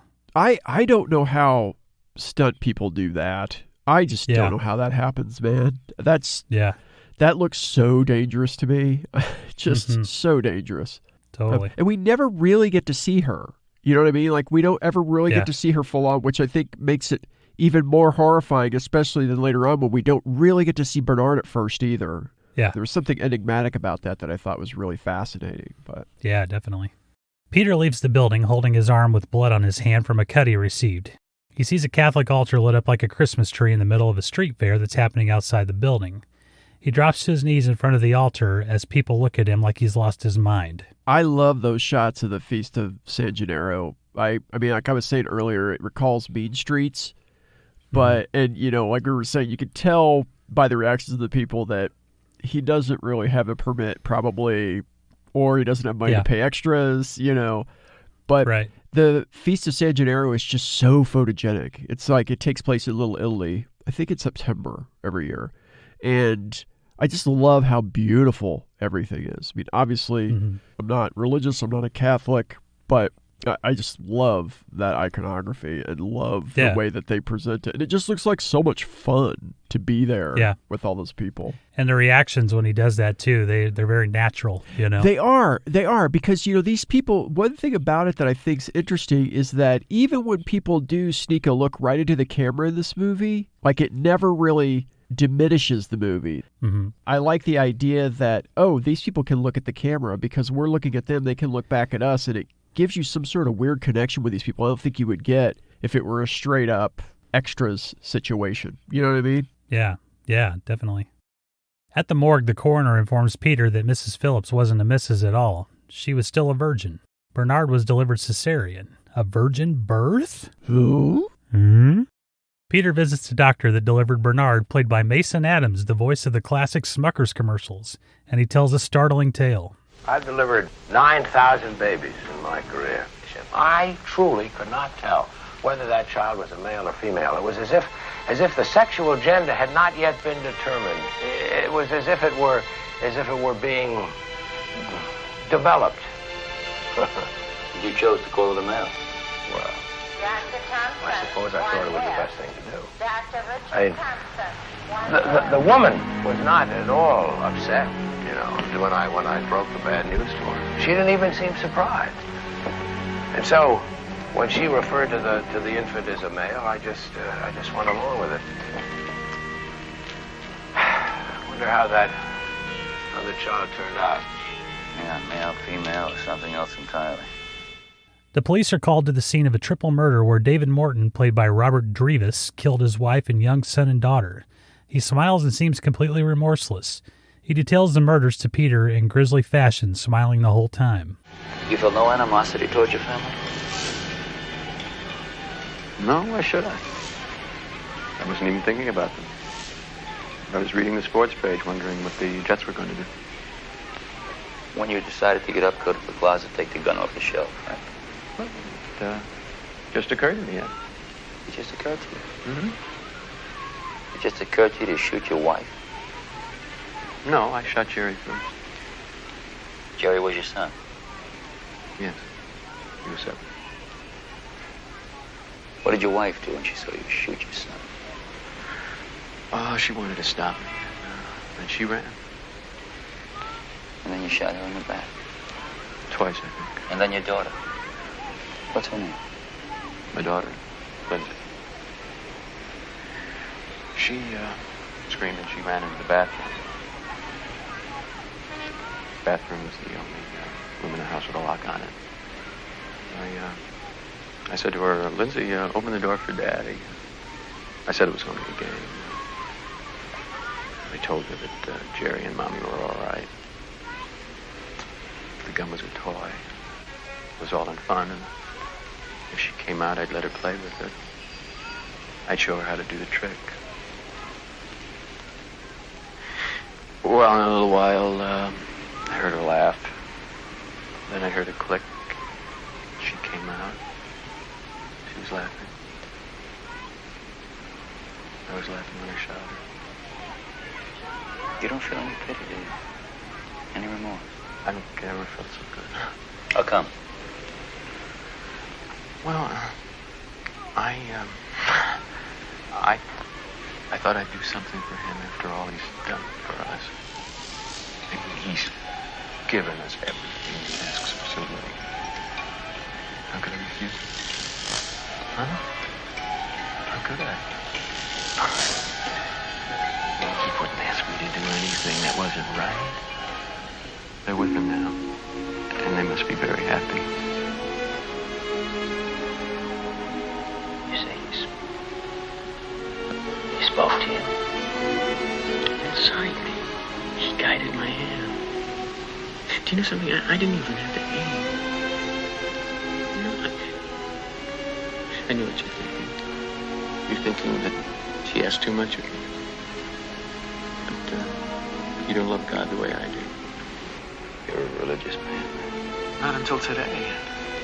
It happened all at once. I've been searching for this all my life. What was it? In the Bible, God asked Abraham to kill his son, Isaac. Sacrifices to your God are nothing new. Why are you looking at me as though I were the first? Life doesn't matter. Not on this earth. Peter throws him on the couch. Son of a bitch. You see this? This was your kid. You blew the back of his head off, you bastard. Cops cuff Morton. Take him out. Man, Drevis's performance in this is one of my favorite in the whole movie. He has a very specific looking face. Robert Drevis does. And I love his performance here because he's so chilling. Not very many actors could do what he did in just that little space of time. Just like a couple of minutes tops. This guy brings it all together, tells the whole story. That's kind of the genius of a lot of Larry Cohen's movies, but especially this movie, in that a lot of the action takes place off screen, but he presents it in such a way that our imagination takes over, and sometimes we think we've seen things that we haven't seen because actors like Robert Drevis are so damn good at delivering the story that you can visualize it. I also like in this scene how this is the first time that somebody says to Peter that he's dangerous. This is kind of the first inkling that Peter's going off the rails for the other cops that he works with. Yeah. Down in the motor pool, Peter talks to his friend, a mechanic named Cookie, played by Harry Belliver, who has heard all the stories. He says a detective friend of his had a similar case back in 1951 where the murderer said that God made him do it. The police couldn't explain many of the elements of the case, so they ignored it and processed the killer. Peter continues his investigation, now concentrating on Mrs. Phillips and her backstory. He visits a man named Bramwell, a cranky old male chauvinist who picked up Mrs. Phillips on the side of the road when she was younger. She was naked and had just been through something traumatic. We get a flashback. Okay, we won't go that way. I'll tell you, lady, first police car I see, you're getting out. And don't get any ideas about accusing me of nothing. It was as large as a house. What? But it didn't set on the ground, it hovered. Huh? And they raised me up and I floated up into it. Then they took all my clothing away, but they were very gentle. But I couldn't see them. Yeah. Nothing, except a single light that blinded me. Sure. What are you talking about? Where are we? Well, those are the lights of Jersey City over there, and then... Where do you think we are? They took me from Nantucket Island. Huh? I was walking on the beach alone. I like to be alone sometimes. It was a sound, a hum overhead, and then I couldn't move. I couldn't do anything. I looked up and it was over me like a heavy cloud, only it was very low, and then it started coming down over me. I want to talk about it. They put me in the middle of this light, this warm, glowing light. What time is it? Boy, it's 10:34. It seemed so long. It was only a little after 10 when I went out for my walk. Well, in Nantucket? And half an hour later, you're in Jersey Sound with your clothes off? Hey, come on, that's crap. Well, it mustn't have taken very long. Hey, did they look like us? I mean, they have no clothes on, too? Huh? They have, I mean, did they fool around some?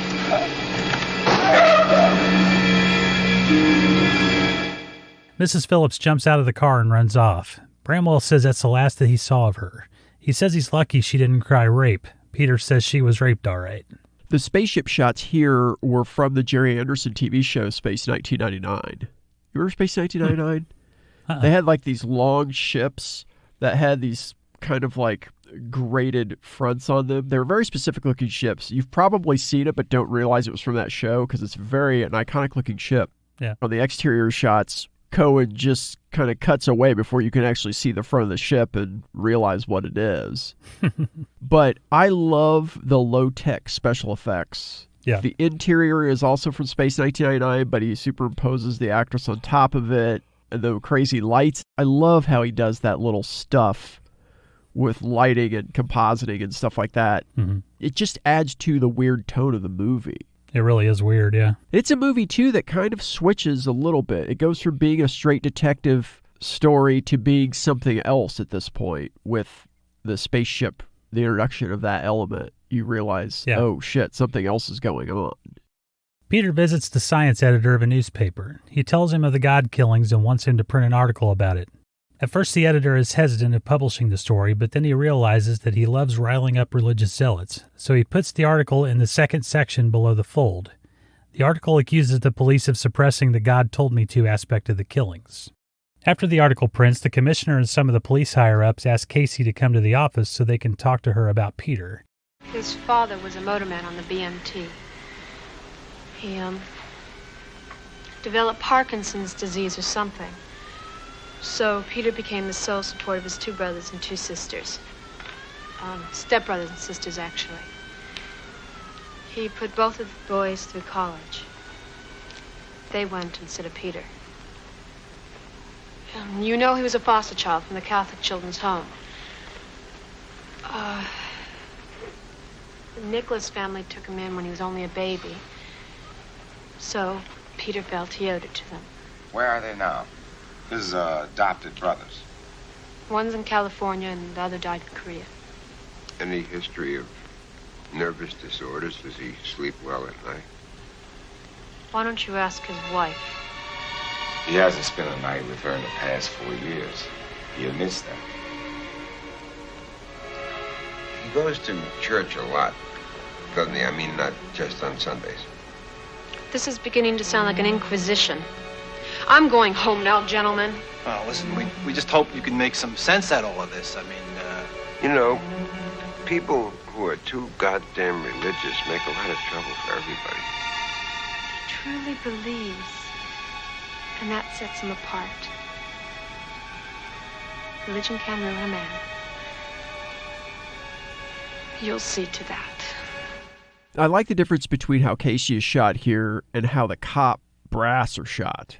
The camera moves around her unsteadily as she talks, kind of showing how she's feeling things kind of closing in, and she's kind of wondering what's going on, and it feeds into the Inquisition thing. But when they shoot the brass, like the commissioner and his boys, it's pretty steady, and it's all static. It's like a tableau type shot. In fact, that one shot almost looks like a takeoff of The Last Supper. You know, like they're all right there. And I also like how she uses the term Inquisition and how she says that they're basically ostracizing Peter for what he believes because he truly believes in his religion. And when the chief says that religion ruins men, I like Casey's response of, you'll see to that. Basically, like, you're the one who ruins him. He just has his belief. And I think that right there cuts to one of the main ideas of the movie, which is a human's inability to handle the divine. Mm-hmm. Whether somebody's being commanded by God to do something or if they actually possess incredible powers, they have a fundamental inability to handle it because humans can't handle it. And later on, we'll talk about the scene where the businessmen meet and what they say about Bernard and this God figure that Bernard represents. And it's really interesting because all through this movie, there are these little hints of humans can't handle this. Yeah. In fact, the science editor called back to War of the Worlds, the Orson Welles thing, right? Where people supposedly went apeshit when that radio broadcast happened. I mean, there are quite a few people now who think that wasn't really the case. You know, it wasn't as widespread as they made it out to be. But the fact that it was brought up here is interesting because it's kind of one of those things where it doesn't matter if it's an alien or God or if it's something like women's rights, like freedom of choice, or gay people being married. Like, there are a lot of things that people can't handle simply because of their beliefs. And so these cops have a set of beliefs. They believe that they should be able to be corrupt and not be questioned. And they believe that if, they want to sweep these investigations under the rug, they believe they should be able to do that. But Peter doesn't, and that's why they're questioning her. And she knows that they're out to ruin Peter because he just might be right about something or because he truly believes what he's saying, and none of them do. So, religious zealots take to the street in protest, saying the judgment day has come and everyone should repent. The major newspapers have picked up the story and are running headlines like, "Were the murders God's command?" The murders have begun to make shady characters a bit shadier. A dirty detective named Jordan, played by Al Than, is confronted by a pimp named Zero, played by George Patterson, after hours at the police station. He's called Zero because he doesn't give his girls anything. It seems Jordan hasn't held up his end of a crooked deal, so the pimp stabs him repeatedly in his stairwell and then writes God on the wall in his blood. He mentions that anyone and everyone has an excuse to kill now. That's a really cool aspect of this movie. Yeah. It's just like, oh, well, we can just blame it on God now and we can get by with it. So. Which is what a lot of people do anyway. Like, they blame God for doing heinous stuff all the time. Right. Right. It's like, we're going to go to war. God's on our side. You sure? Really? You just wrote God on the wall and that's okay? Is that like mission accomplished? If we write that, is it just over? It's over. Yeah. If we say something will miraculously go away, does that mean it's just going to happen? That's awesome. The commissioner and Peter have a heated discussion on the phone about Jordan's death. Peter knows the detective was crooked, but the commissioner is blaming his death on Peter going to the press about the murders.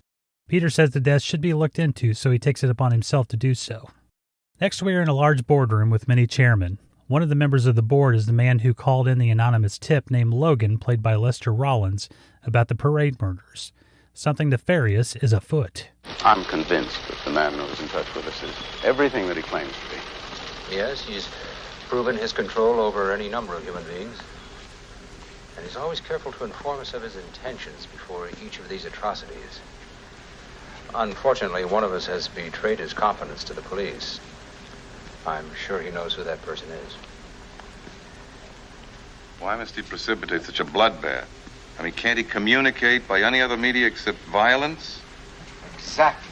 Why can't he perform miracles, cure a few thousand people? Wouldn't that be more impressive? The only way the Lord has ever successfully disciplined us has been through fear. Cure a man and you impress a few people who already believe anyway. Kill a multitude and you can convince a nation. You ought to know that, Hirsch. It worked with the Egyptians. He killed off all their firstborn and then they let your people go, didn't they? I wonder if the cost of salvation isn't a bit high. He's only made one request. There's a policeman, a detective, who seems to threaten him. He wishes us to convince this man to join us without doing him harm. Why would he be interested in a detective? In this scene, I love how Logan talks about the effect of killing versus healing. It goes back to the idea of how humans can only usually handle the divine or the seeming divine on violent terms, right? So, not to get too real, but as we're seeing play out right now, the human mob doesn't necessarily understand love or compassion. They understand fear. And these guys, as they talk, they basically say healing doesn't create fear. Death does. Mass death creates fear. So Bernard is actually kind of acting out the image of God that was created by some religions who needed a tool to control people. You know, they're like, we need something to control people. This is as good a way to do it as any.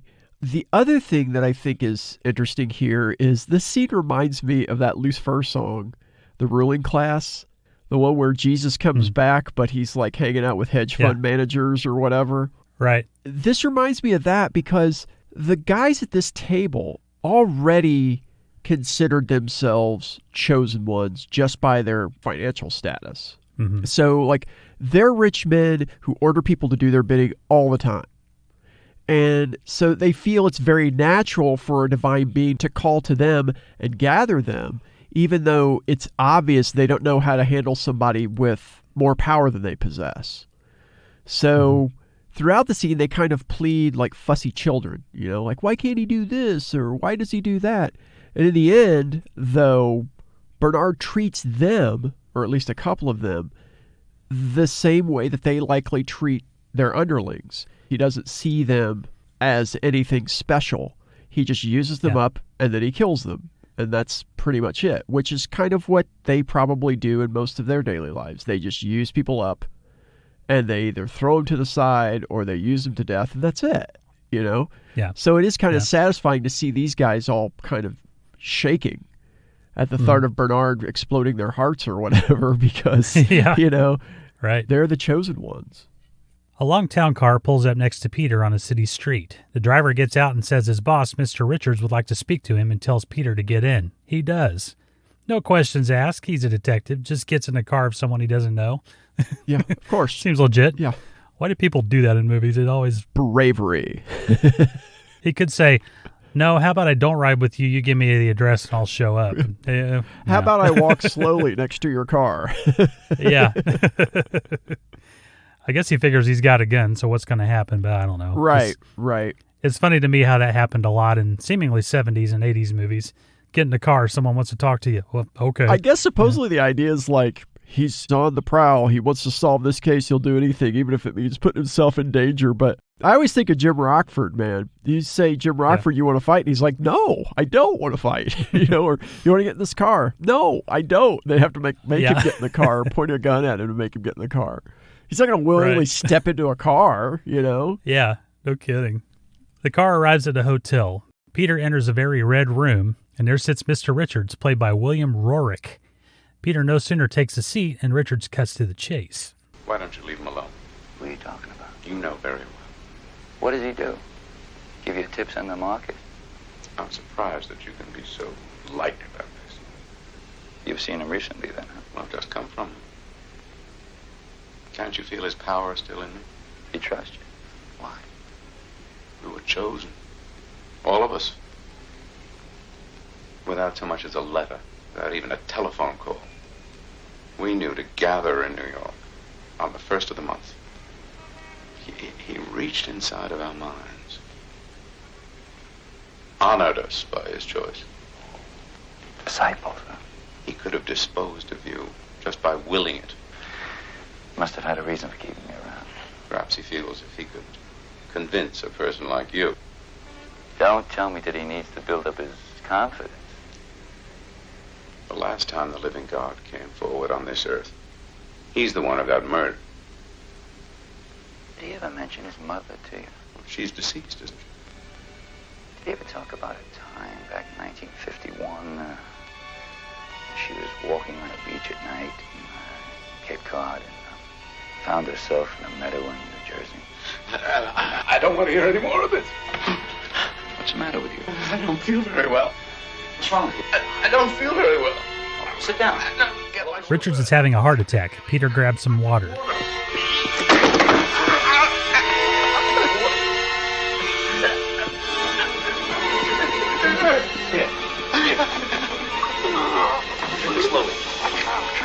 Slowly.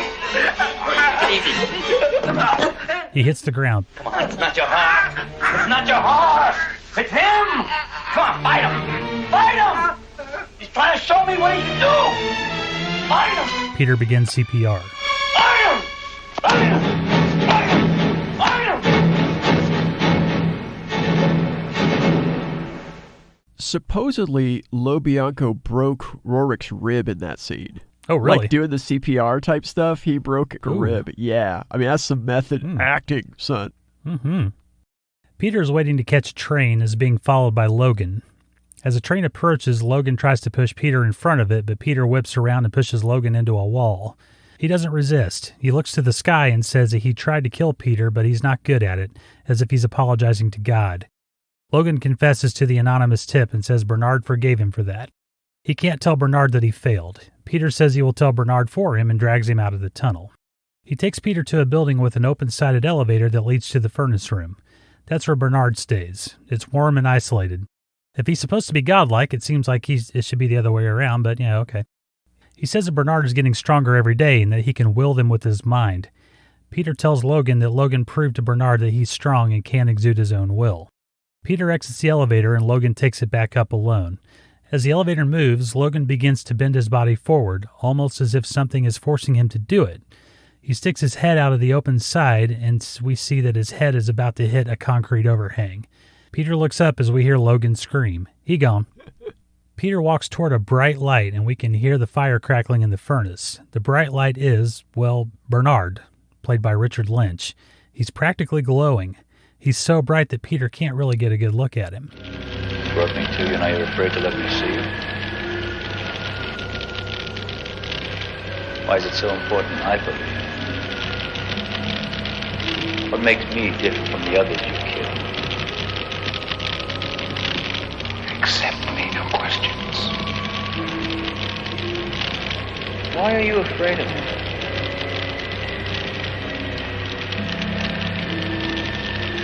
You're afraid I'll find out something? You can't kill me, can you? Because I'm different too.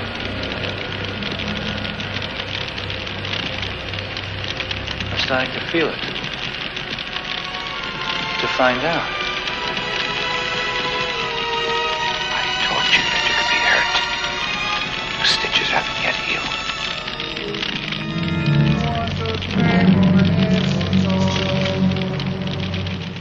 That's such a weird effect. Yeah, the glowing effect is really, really cool on this. Yeah. Like, he looks like he's made of gold, and just he's got a hue around him and everything. It's very, very visually stunning to look at. I wonder exactly how they did that, but it's so simple.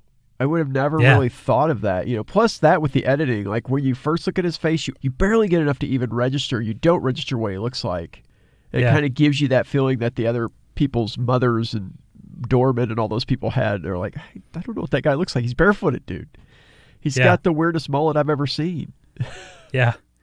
And Richard Lynch was a good guy to pick for this too, because he's a very handsome guy, but he also looks like he's a bit crazy. Yeah, yeah. He's got wild eyes, so when it catches him, it's like, oh wow, Yeah. If you don't know who Richard Lynch is, he looks like a young Peter Cetera, only partially insane. Yeah, yeah. He looks like he feels a lot more comfortable in a straitjacket than a blazer. Yes. His hand is bleeding through the bandage. Peter starts to get woozy and stumbles toward the fire. Bernard slowly moves toward him, and Peter's body seems to want to go into the furnace, but Peter resists. He falls to the floor and sees that he's surrounded by fire, but Bernard has disappeared. Peter gets up and runs out of the burning furnace room. Now, this is crazy because, in a way, the way that's bleeding through his bandage, it almost resembles a stigmata. Right, yeah. But also, the fiery furnace. What story is that from the Bible? Who gets thrown into the fiery furnace? I forget. Shadrach, Meshach, and Abednego? Are those the guys who get thrown into the fiery furnace? I think it is. Possibly, yeah. It's been a long time. There are people out there who know the Bible who are screaming at me. Don't curse me. God didn't tell you to do that. Some of which we're related to. So Yeah, we're in trouble. Yeah. But it's kind of weird because it looks like Peter goes into the furnace. Yeah. When he wakes up on the floor, he looks around him thinking, is he inside that furnace? How's that working out? But then he gets up and it's the room that's on fire. Right. Really weird. It is weird. It's also really weird that Bernard does that given the offer that he gives Peter later on. I don't know exactly what he's trying to do here. Maybe he's just trying to control him. I don't know. Possibly. Next, Peter visits the Catholic orphanage where he grew up. He talks a nun into giving him his birth mother's name under the guise of working a case. Elizabeth Mullen is the name he's given. Her current residence is at an old age home, and he goes to pay her a visit. Elizabeth, played by Sylvia Sidney, sits at the window in her room when Peter knocks on the door. She's rather surly. Come in, shut the door before there's a draft.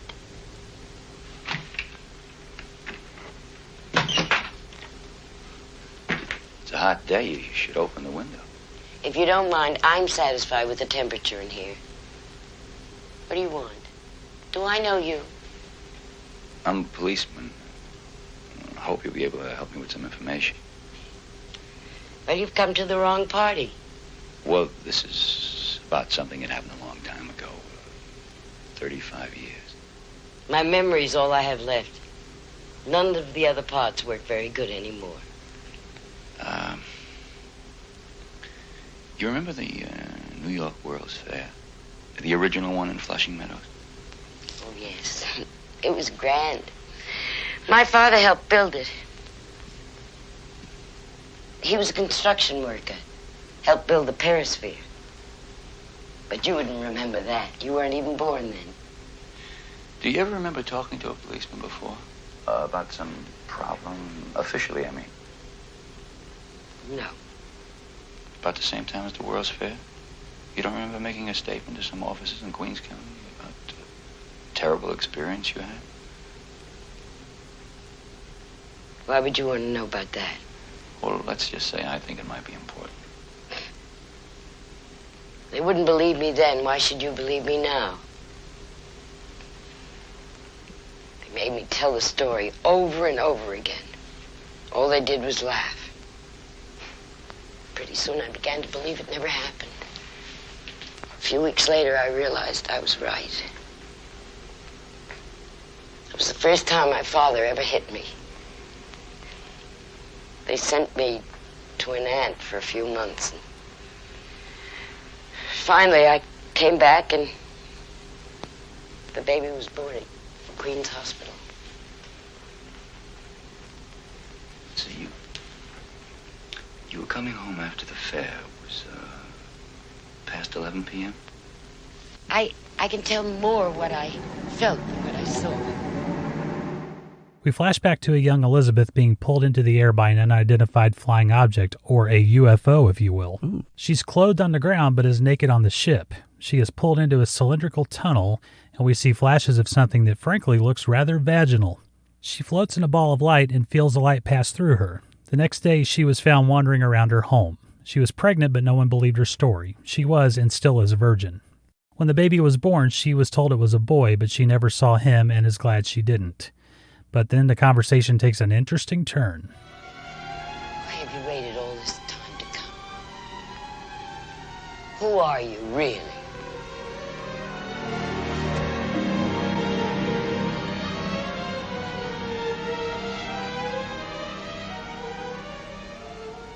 You're him, aren't you?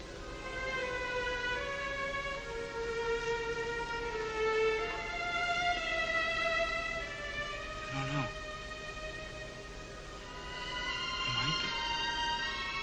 What are you?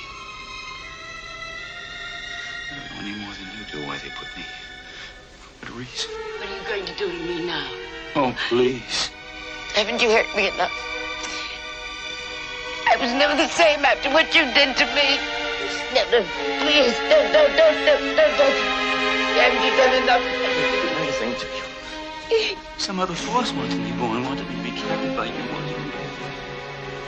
wanted me to live half my life before knowing what I was. Why pick on me? Why me? I never hurt anyone in my whole life. Why do you have to hurt me now? Don't you see? What happened to you is over after I was born. What's happening to me is just beginning. You get out of here. Don't touch me. Don't ever come back. The nurse and an orderly run Peter off. Sylvia Sidney, by the way, later on in life is in Beetlejuice. Oh, yeah. As the caseworker for the dead, basically. She's the one that smokes, and the smoke rolls out of the slit in her throat where she died. Yeah, that's great. That's great. She's spectacular here, man. She's really so great. good. I feel so bad for this poor woman here, man. I mean, that's just awful. Yeah. And here's where Peter finally realizes that he, too, is truly an alien. Like, he still has a little bit to deal with to kind of really come to terms with it. But if we're going in religious terms, he's almost like John the Baptist to Bernard's Jesus. Mm-hmm. But after he leaves this scene, we see something that a lot of movies like this wouldn't show. We stay with Elizabeth for a few moments as she cries and says, "Don't touch me," and all this stuff. And I love that little bit of this scene probably the most, even as great as the performances are in it, because I like how we get to see how devastating it is for the people who are around these special beings, you know?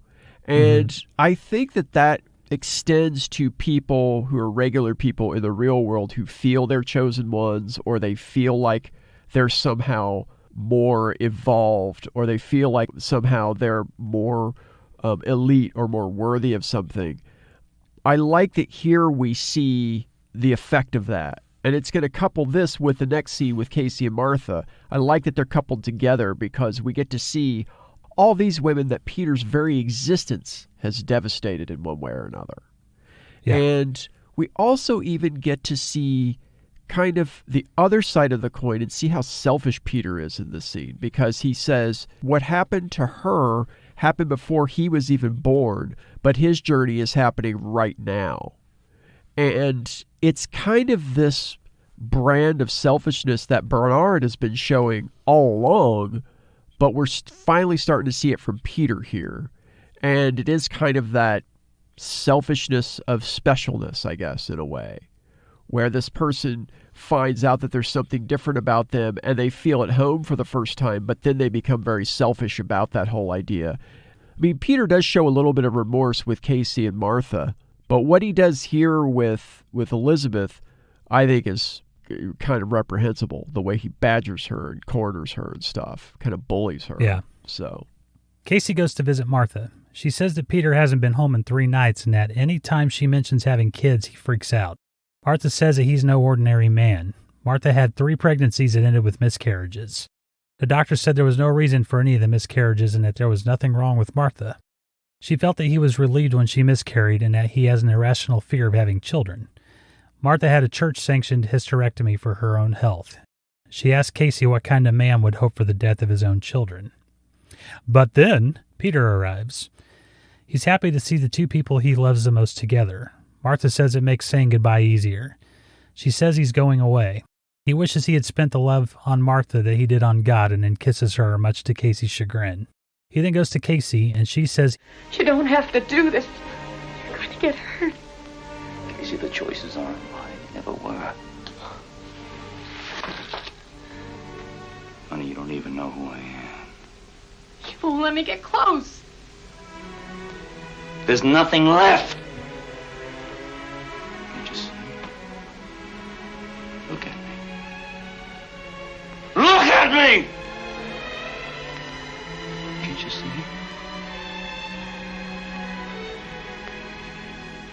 Yes, I see. We're just gonna let go of each other. Okay? Okay?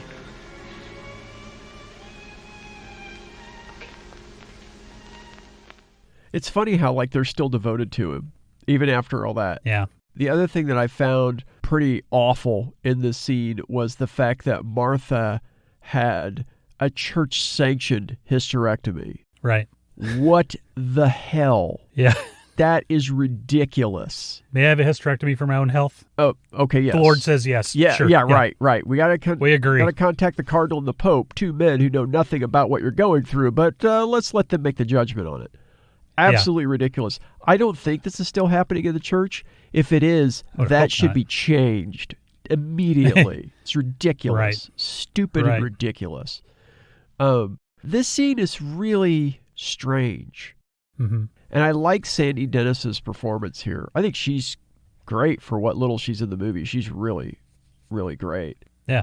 But it's interesting how she knows Peter in a way beyond even I think, what he thinks she knows. She has more of a bead on there's something truly different about him than he realizes. And I think it kind of comes up in this scene a little bit. But they never really explore it. But yeah. At a pool hall, Zero is roughing up a drug addict in the back room. He's not only a pimp, he's a pusher. He wears many flamboyant hats. You know, I like that joke better than anyone. What? What? I thought that was a good joke, and you and Emily both totally no-sold it. He's a pimp. He's not only a pimp, he's a pusher. He wears many flamboyant hats. Oh, I see. Okay, read it again. God damn it. I'll sell it. No, I thought it was a good... Nah, no, I'll sell it. No. I can sell that. No, if it wasn't worth selling, it's not worth it. No, I'll sell it. Do it. I can do that. I'm a professional. Well, not really. I've not been paid, but I can do it. Try it again. Oh, God. Go. I didn't get very many jokes in here. I thought that was a good one. And both of you just like, I mean, I heard it. I just, okay. Yeah. No, go ahead. I just didn't think it was funny. No, that's okay. Cool. No, that's okay. Do it again. I got you. All right. I got you. Now I feel stupid because you're going to give me a courtesy laugh. That's okay. It's okay. I got you. Don't worry about it. He's not only a pimp, he's a pusher. He wears many flamboyant hats. You son of a bitch.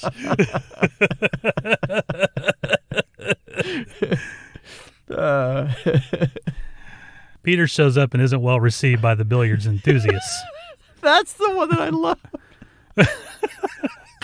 That's the one you like. That's the billiards enthusiast. I thought. Zero comes out. Peter says that he knows Zero killed Jordan. Zero's like, I was here playing billiards with my fellow enthusiasts. Yeah, well, my boy here was flushing those bags of powdered sugar down the toilet. Nothing going on here. Zero and his pimp friend surround Peter. Zero pulls a knife and begins to stab towards Peter's face, but his hand never quite hits the mark, and Peter never flinches. A band of light appears over Peter's eyes, and he stares at Zero. Zero nods at Peter and then slits the throat of one of his buddies before turning the knife on himself and slitting his own throat. That was a cool scene. That was a cool scene. It's kind of cool to see, like, the story you were talking about. It was cool how you had the copycat kind of covering up crimes. And then having it conclude here with Peter showing his power that he's kind of realizing that he's got now. Yeah. And how dangerous he really can be with it. I think it's interesting in the scene that the sign says absolutely no women allowed. But then when you go in, we see all the women that Zero traffics. They're all around the pool hall. And we know, of course, he doesn't pay them anything, hence the name. So, again, we see a man demanding total devotion from women and using them, and then either casting them aside or they're killed in the process or whatever. He doesn't give a shit. You know, and we see him like ordering, like basically he's telling that junkie in the back room to like take his pants off and all this stuff because he believes he's lying to him or something.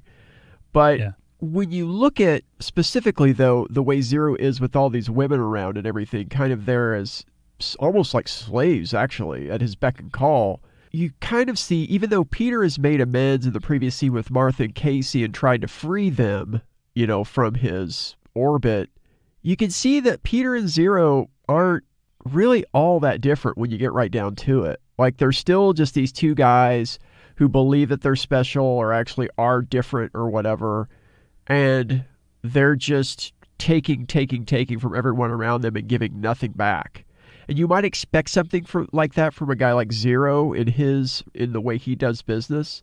But theoretically, we're not supposed to expect that from Peter. And yet that's what we've gotten, is that he's devastated all of these people and really hasn't necessarily contributed anything positive to their lives that at least we can see.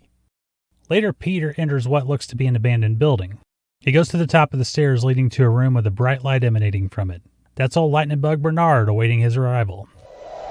I found you by myself this time. You've tested yourself since we last met. And now you've experienced it. I'm not going to do it again. In all living things, one set of genes is dominant. In me, all that is human became recessive. And you, my brother, I may call you that, are the reverse. That is why it took you so much longer to come to realize what you are. That is why it's so difficult for you to break with the human portion of your character. Why did they put the both of us here? You're not like them. So they tried again. If there are others, they'll be like me. Your children would have been like me. If you hadn't willed them to die. I didn't!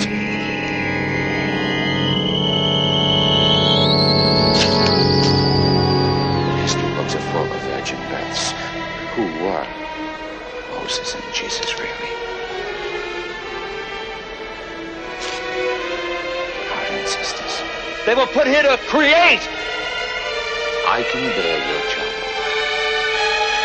Together we could start a new species. Bernard raises his shirt to reveal a vagina on the side of his torso. It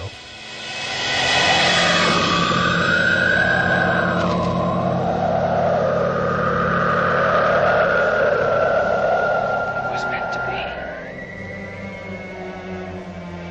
It's meant to be.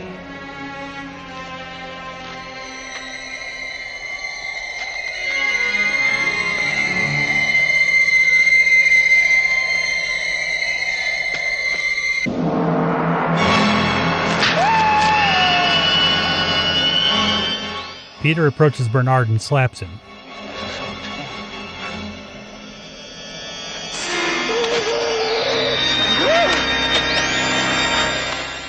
Peter continues to slap him and then chokes Bernard. Bernard uses his power to bring the ceiling down upon them. Peter goes to shoot him, but a ceiling beam lands on his arm and knocks the gun away. The building continues to collapse and Peter struggles to escape.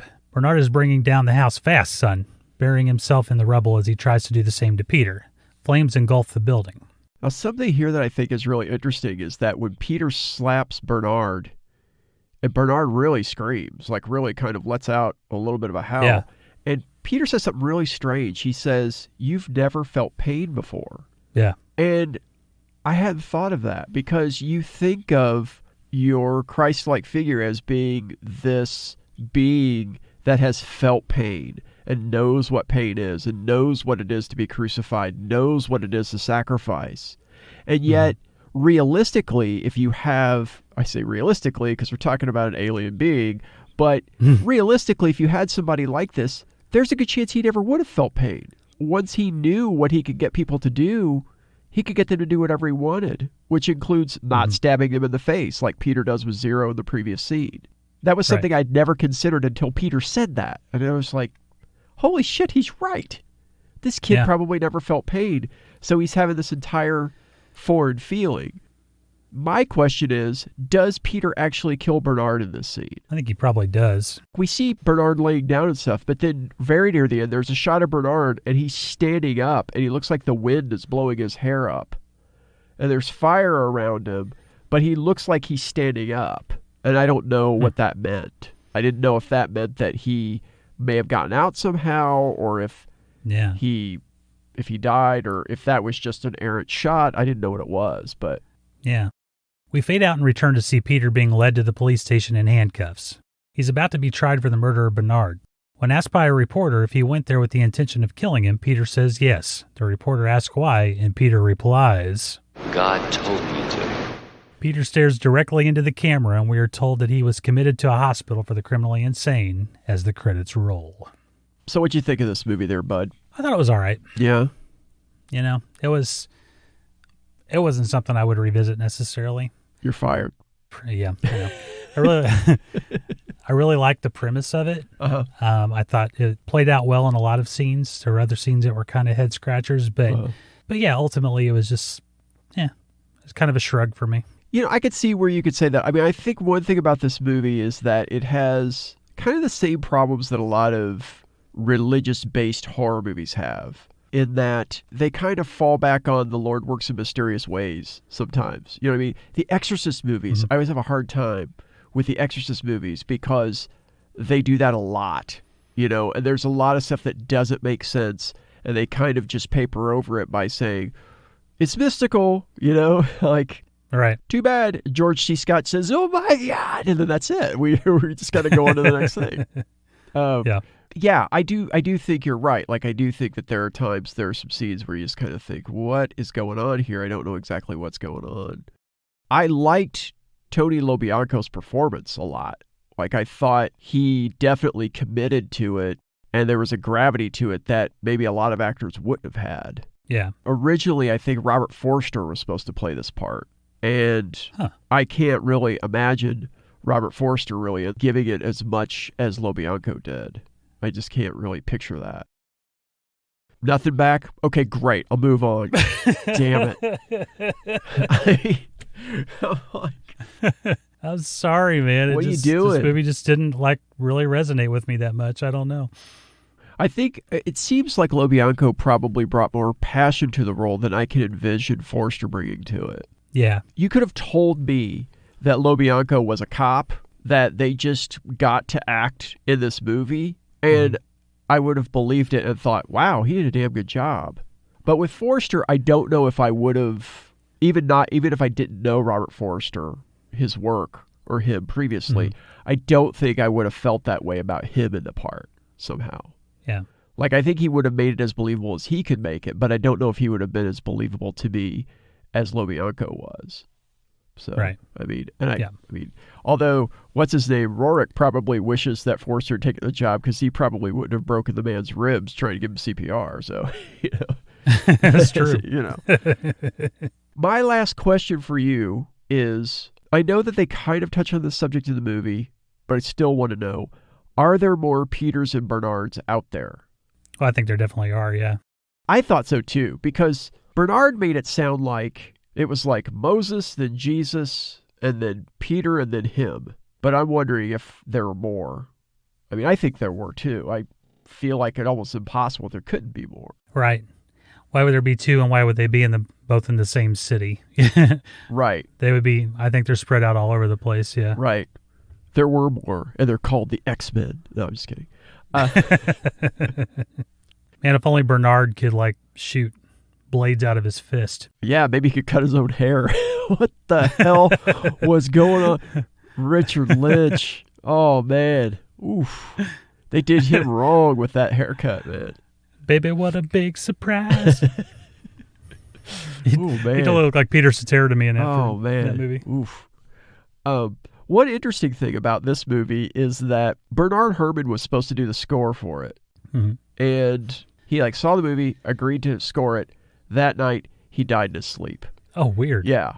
So then they had to get, I'm sorry, I forget the composer's name, but they brought him in, and he kind of did a Herrmann-esque score. But I'm wondering if Bernard had something to do with Bernard's death?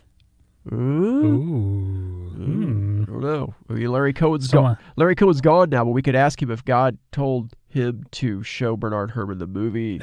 Oof, Someone didn't want Herrmann doing that score, I guess. I guess not. So they willed him to death. That's right. That's right. Either that or he got a hold of a B-girl. Oh, man. Wow. Digging way back to the first feature. That's great. Tying it all together. If we're gonna do this, I'm going to need a Lip and Butts hot dog, and I don't know. So, remake or Rembrandt? Remake. Yeah? Yeah. Really? Okay. Yeah, I think we should remake it. What kind of stuff would you do with it if you remade it? Because it's a shrug for you here, right? So, yeah. What do you think you would do to fix that shrug, to turn that frown upside down? What do we do here? That's a good question. You're the president of Hollywood. What do you do? Let me ask you this, okay? Maybe this could bring some stuff out, because I'd like to hear your thoughts on it, especially since it was a shrug for you. There's definitely something in there you're looking for that you didn't get. So remaking it would be a chance to give you the stuff that you didn't get out of it this time. Do you think it should be a bigger budget affair? Would you make it a bigger budget affair? I think so. Really? I think a bigger budget would help, and I think that, nothing against Larry Cohen, I thought he did a great job with it, but I would hire a director who has a very vivid imagination that would make something like this work, but would also add some grittiness to it. Oh, okay. Because I think it's a shocking story. Yeah. You've got a smiling man on a water tower to begin the movie, shooting off innocent people. Right. You've got a smiling man who kills his wife and his 2 children in gruesome fashion. It would take somebody, I think, like David Fincher. I think he would do a bang-up job on something like this, or there are a number of really great directors that would do a great job with this, I think. So you were saying grittier, but you mentioned Fincher. Now, to me, Fincher would make this slicker. So are you thinking of somebody who makes it maybe more tense, or... Because to me, this film was gritty in that it was kind of shot down and dirty, and there was some explicit stuff in it, and there was a guy with a vagina in his side, which I don't think we'd ever get today. Like in a remake today, I don't think we'd ever get that. Especially that graphic looking. Yeah. But are you thinking maybe that it would benefit from having a tone like a Fincher would deliver, like more of a sinister, steady kind of tone? Well, I think a tone like what you get out of Seven. Oh, I see what you mean. Okay. Yeah, I mean, that type of movie that Fincher makes. Now, obviously, he's gone much glossier over the years. Right. But when you look at Seven, and even The Game for that matter a little bit, it had a very dark, sinister edge to it. Yeah. That he really did well. Yeah. Back when he was doing music videos for Nine Inch Nails and, Yeah, right. Just, he can capture darkness and edginess like very few other directors can, I think. Right. So I think he would do well with something like this. Uh-huh. I wouldn't mind seeing maybe the sci-fi element expanded a little bit on it too. Okay. I'm not sure who the director of that Nicolas Cage movie Mandy is, but that dude's got some visionary prowess. Like that movie is, I don't think it's a great movie necessarily, but it's a hell of a lot of fun to watch. And my fear with him was that he would go with style over substance on it. But it's still, I'd like to see, some of that grittiness that Fincher could provide, and maybe some really colorful, high-tech visual style to it as well. Yeah. When you get to the supernatural element of it. So I don't know. I think it's something that they could do more with. The story itself I think is great. The concept is great, but I just feel like it needed a little more vision to it, I guess. Yeah. It needed a little more, just a little more. Yeah, yeah. I mean, having seen a lot of Coen's movies, there is a vision to it, but I think that it doesn't look like a vision when you kind of take it in a vacuum. You know what I mean? Like if you watch this along with movies like Bone or The Private Files of J. Edgar Hoover or Q, The Winged Serpent, like those other movies of his, or even his earlier television stuff that he did, or The Invaders for that matter, a show that wasn't he created, but he didn't really have his imprint on, you still can see that there is a vision here. But I understand, like you see this movie in a vacuum and it doesn't resonate that same way. Right. In some ways with this movie, I almost felt like at times I needed to be Catholic to understand what Peter was actually going through. And I'm not, so I didn't necessarily completely understand what he was going through. But I could see that. My inclination is that's a Rembrandt, because I don't know that you can make this movie ever again. I like the low-tech effects just because I think it adds to the nightmare, and I like that. But I could see where it would probably be a more profitable choice to expand that stuff. I think it would be interesting to see somebody like, how do you pronounce his name? Denis Villeneuve, I think is his, I don't know how you pronounce his last name, but the director of Enemy and Blade Runner 2049 and Sicario, right? He did the first Sicario movie. I'd like to see what he would do with it. Or, honestly, and this is a weird, this is going to be a weird pull, but I'm just thinking about it. I would almost like to see what somebody who really makes super kind of personal small films would do with it. Take it even smaller, like a Kelly Reichardt or somebody like that who makes these kind of meditative films, to see what they would do with something like this. Yeah. I'd be interested to see what somebody like Jonathan Glazer would do with it, the director of Under the Skin. I mean, something that's kind of like a steady, foreboding, small movie with elements of sci-fi that are just bizarre and totally out of what we normally think of as sci-fi. I think that might be an interesting thing if you were going to remake it. So, but this remake is your baby. So, where does our man, Kurt Russell go in this movie? Kurt Russell, I think, plays Logan. Oh, interesting. It's a small part, but you get to see him early on, and then you get to see him return, and he has a sort of a pivotal role in the movie. He's the one that... He's an enigmatic guy. Yeah, okay. Ultimately takes him to Bernard for the first time, so... Yeah, I like it. Yeah. Okay, I want to see a remake. Just don't get Roland Emmerich to do it. That's a bridge too far. Ugh. Yeah, it's a bridge too far. If not Logan, I mean, he could play Peter. He's aged, but I think I don't know. I think Logan's a good call. I agree with that. I think Peter would be a bit more of a stretch, because then how old is Casey then? You know what I mean? It gets a little weird, because it's probably 10 years difference between them now, but that would be 35 years or something. Yeah, that's true. So that's true. Yeah, I didn't really think about that part of it, I guess. But so yeah, Logan would be ideal, I think. Sounds good. It is decided. The president of Hollywood has spoken. It is decided.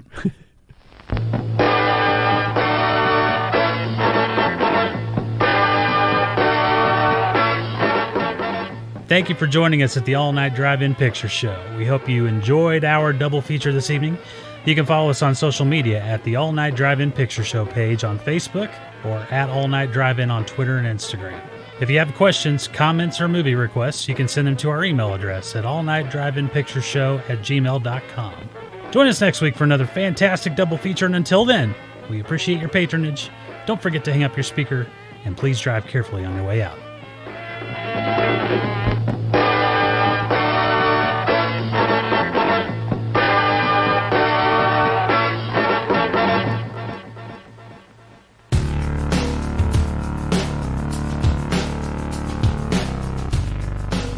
The All Night Drive-In Picture Show is edited and produced by Markham Harvey. Our theme song is composed and performed by Lee Rosevere and edited by The Night Watch. Our head ticket taker is Stubbs Jorgensen. Our snack bar manager is Lucy Slewfoot. Our sign master is Jason Baldwin. Our drive-in manager is the one and only George Jaike. I'm your announcer, Lane Hewitt. This has been a Clown Business Coalition production. Good night, everyone.